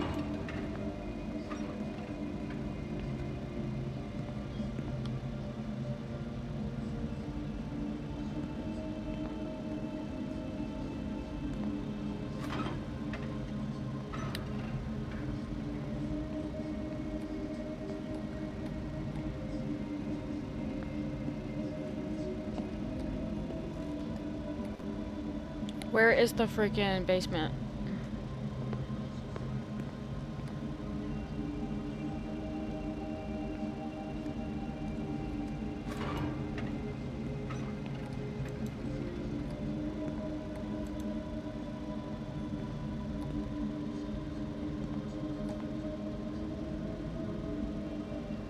Wait, let me see something.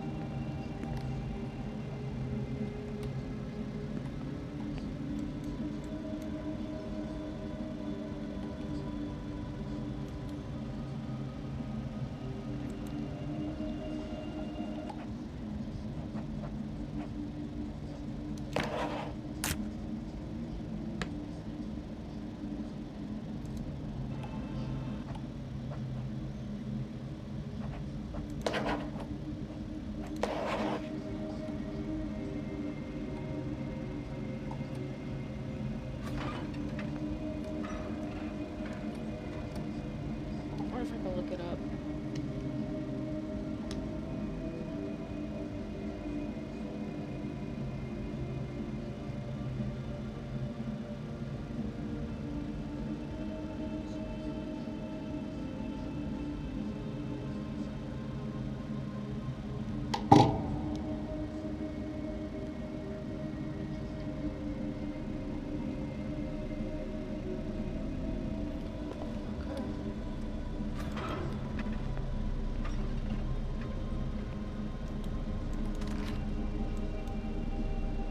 Fuck. Why did the prison convoy have to get into an accident? Jack, take a deep breath.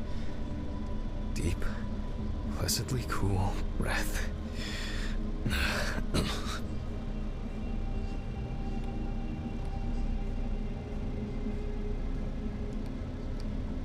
You're nearly finished with the autopsy.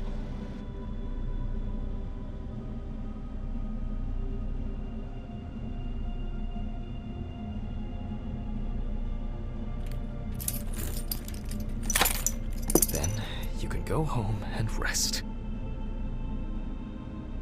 I'll take this. I'll check. Fuck! It's jammed! Doesn't anyone do maintenance around here? Damn hatch. Damn red Pete. Will I ever again? Will I? If only. Okay, well, this is terrifying.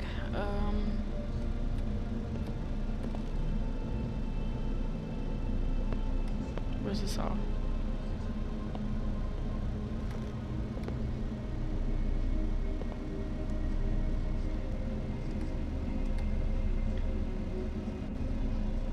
He would be all dizzy and lightheaded.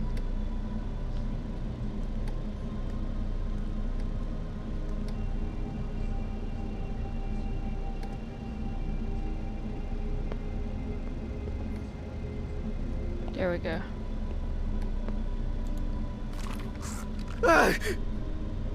Forgot this thing was standing here. It would be easier if I put things away properly. Damn student lectures and their fucking props.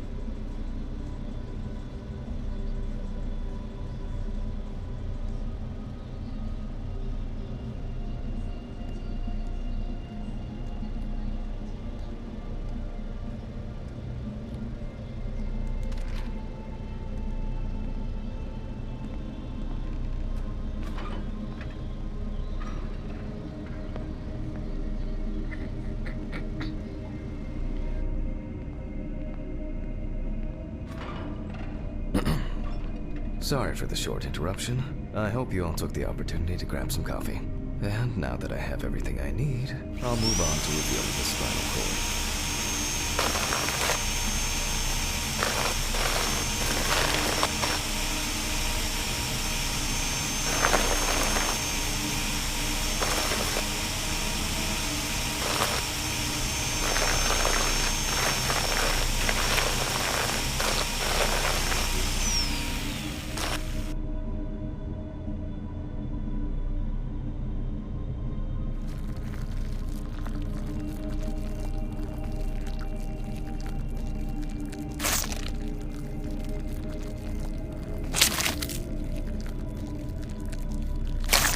Spine is removed. If I don't, I can't do it without the pills.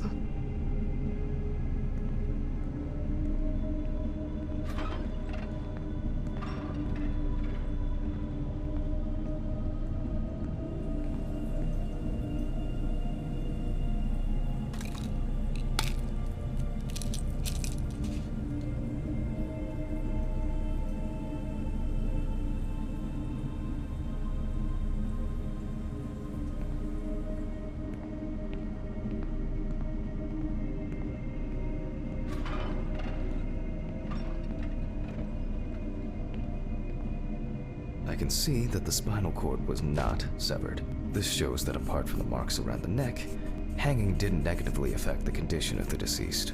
Ladies and gentlemen, almost over. Now, to sum up and tidy away the body.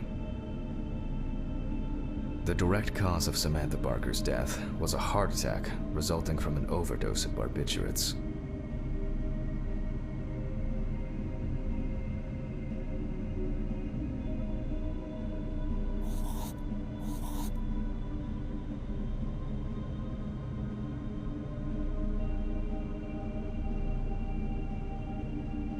Traces found on the body suggest that the overdose was a deliberate act, following a failed attempt to hang herself. Okay, I'm not gonna lie, I really The thought she got autopsy found murdered, no but I evidence guess or not. Genetic materials indicating that death could have been the result of an attack. Third-party involvement must be excluded.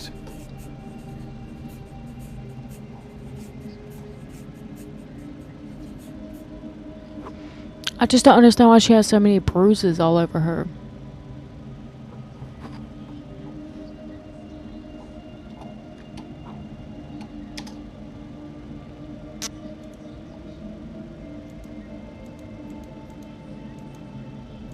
Autograph, and we can start sewing.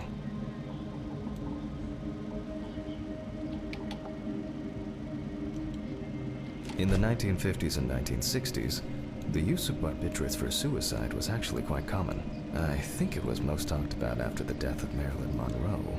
At home, it was a help and comfort. On death row, a farewell to the convicts. Well, that's the way it goes. It isn't the drug, but the dose that makes the poison.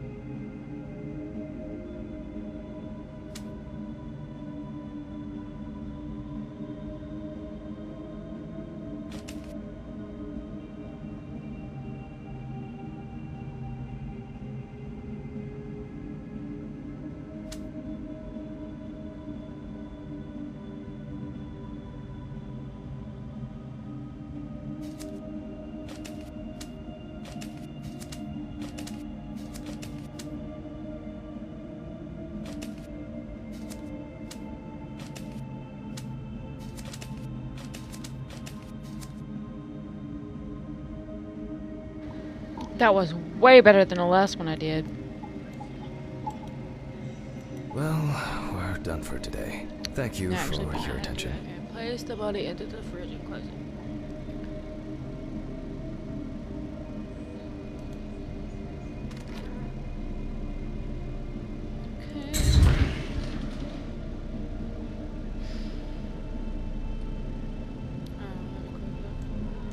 Tiring day. I can feel those hunger pains coming on. I guess I'll have to pick something up along the way. He's hungry after this. A nightcap will do me It's good. crazy. Good night, Mr. Ridley. The police Wow. will pick up the body and accompanying documentation in the morning. Sure. I guess there are actually two things in this world you can be certain of. Death and Ridley's reluctant attitude. Alright, maybe three things. My whiskey on the rocks when I get home.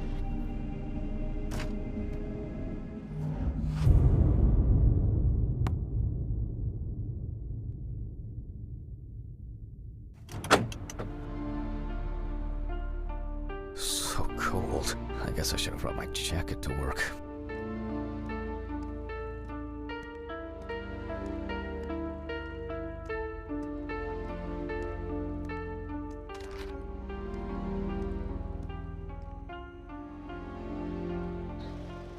This block can be what quite the fuck? intimidating when it's so quiet. Why are there so many shadow people here?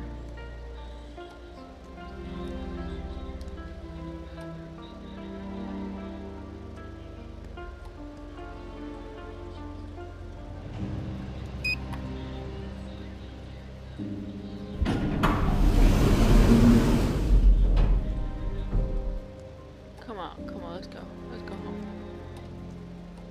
I'm scared. Dang, what floor does he live on?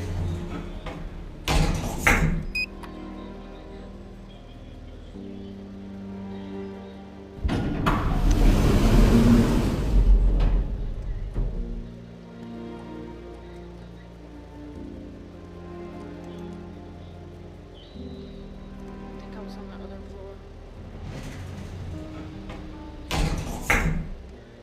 What? What? What the fuck? But I locked it. Oh. I'm sure of it. Oh. This man cannot catch a break. Somebody done broke into the house.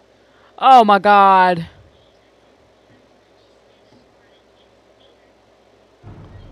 Who the fuck did He this? already didn't I don't clean have up his anything room today. Now valuable. you gotta clean up the whole house. Money. They must have stolen the money. Where's the trinket box? Oh god. Oh god. Where is it at? What am I supposed to do Where's now? the box?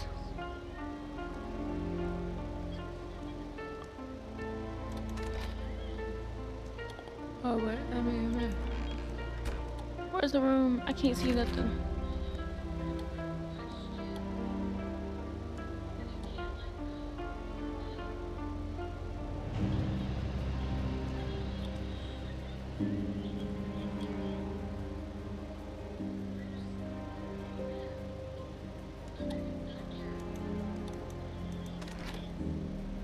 Okay.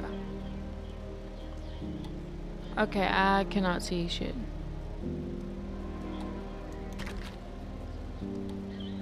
Great. That's all I need.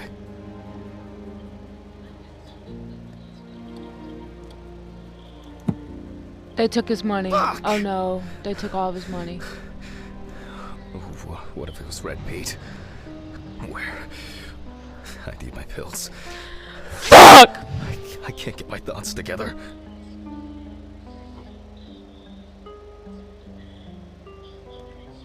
Where are the pills? Oh my god. And then they was digging in my refrigerator! Oh my gosh.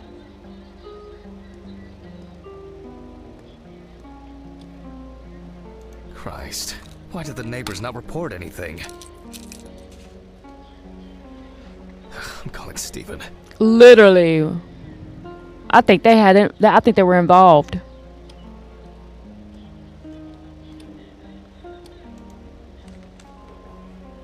They the ones in their fucking refrigerator eating up all the food. Now, Jack, I told you I'm going for a drink with you for another night in a row. That's not why I'm ringing. Although I could do with one. Someone broke into my apartment. What? Did anyone see anything? Have you called the police yet? No, I don't think so. Anyway, no one contacted me. As for the police, I'm calling right now, officer. All right. Do you want me to head around? Look for any trace evidence? I don't know. No, I guess not. Honestly, I don't have the strength to deal with it right now. I just want to lie down. Are you sure? Because it's no trouble at all. I don't know. That's probably some stupid joke. Only money was stolen. Money? From Alice's box? Oh, fuck. Listen, I can come over. I have the key. I'll drop by, do what I need to do, and you go get some sleep. No, don't trouble yourself. Lately, I've been just so tired and distracted. I don't know. Maybe I forgot to close the apartment door on my way to work. If anything else is missing, I'll let you know and call the police. All right. Just make sure you close it tonight. If you see anything weird tomorrow, let me know. Whoever did this may be watching you. You're probably right. Take care, Jack. If you need anything, call me. I promise I will. Thanks, Steven. Sorry to bother you again. I've just been all over the place lately. It's not a problem. Good night, Jack. Good night.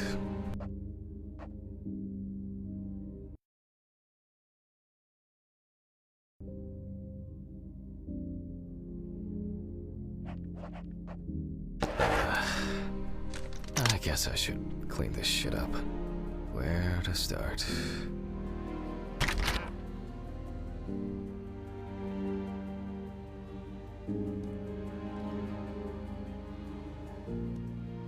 There you go. To be honest, I could leave it like this.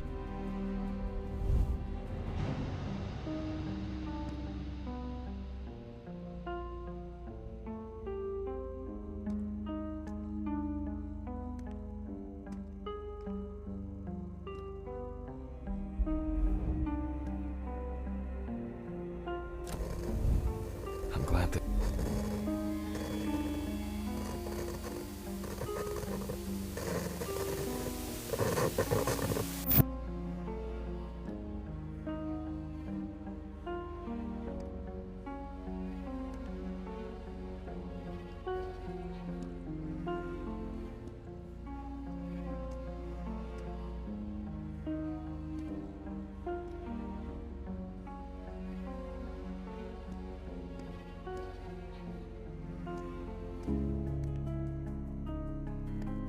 Maybe I could barricade the door with this. I should pack this thing away. I have no interest in DIY at the moment. Now I'm sure I won't get caught up in these papers.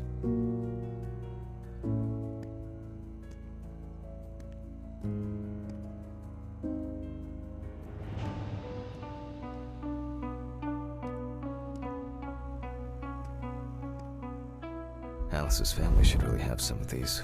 That's enough for now. Ah, jeez, I'm exhausted. I'll get the rest in the morning.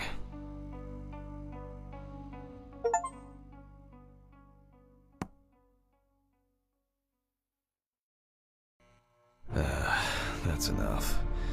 I need to quickly change and finish getting ready.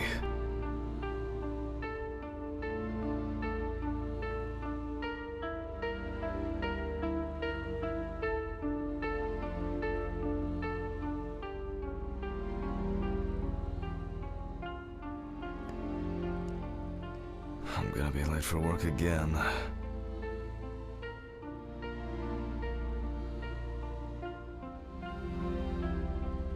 Got my keys, got my files. Check.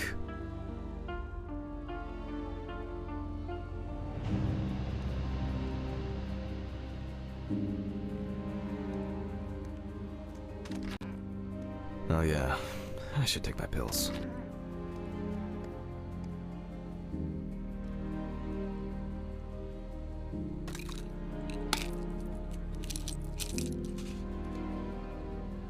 I feel like it takes me forever to finish these things. Time to go.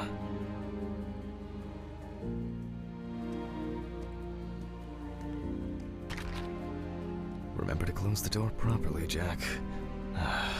I'll ask the neighbors tomorrow if they saw anything suspicious.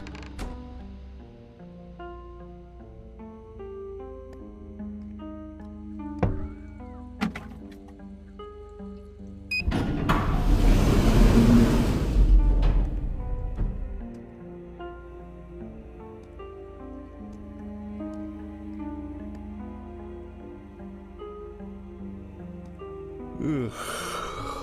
I wonder if Ridley fixed the coffee machine.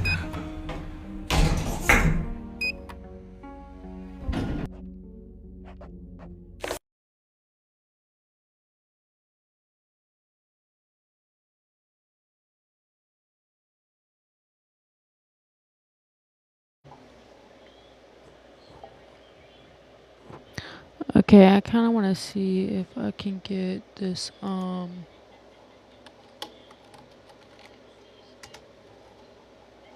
Sims working again, so I'm just gonna play some music and then see if I can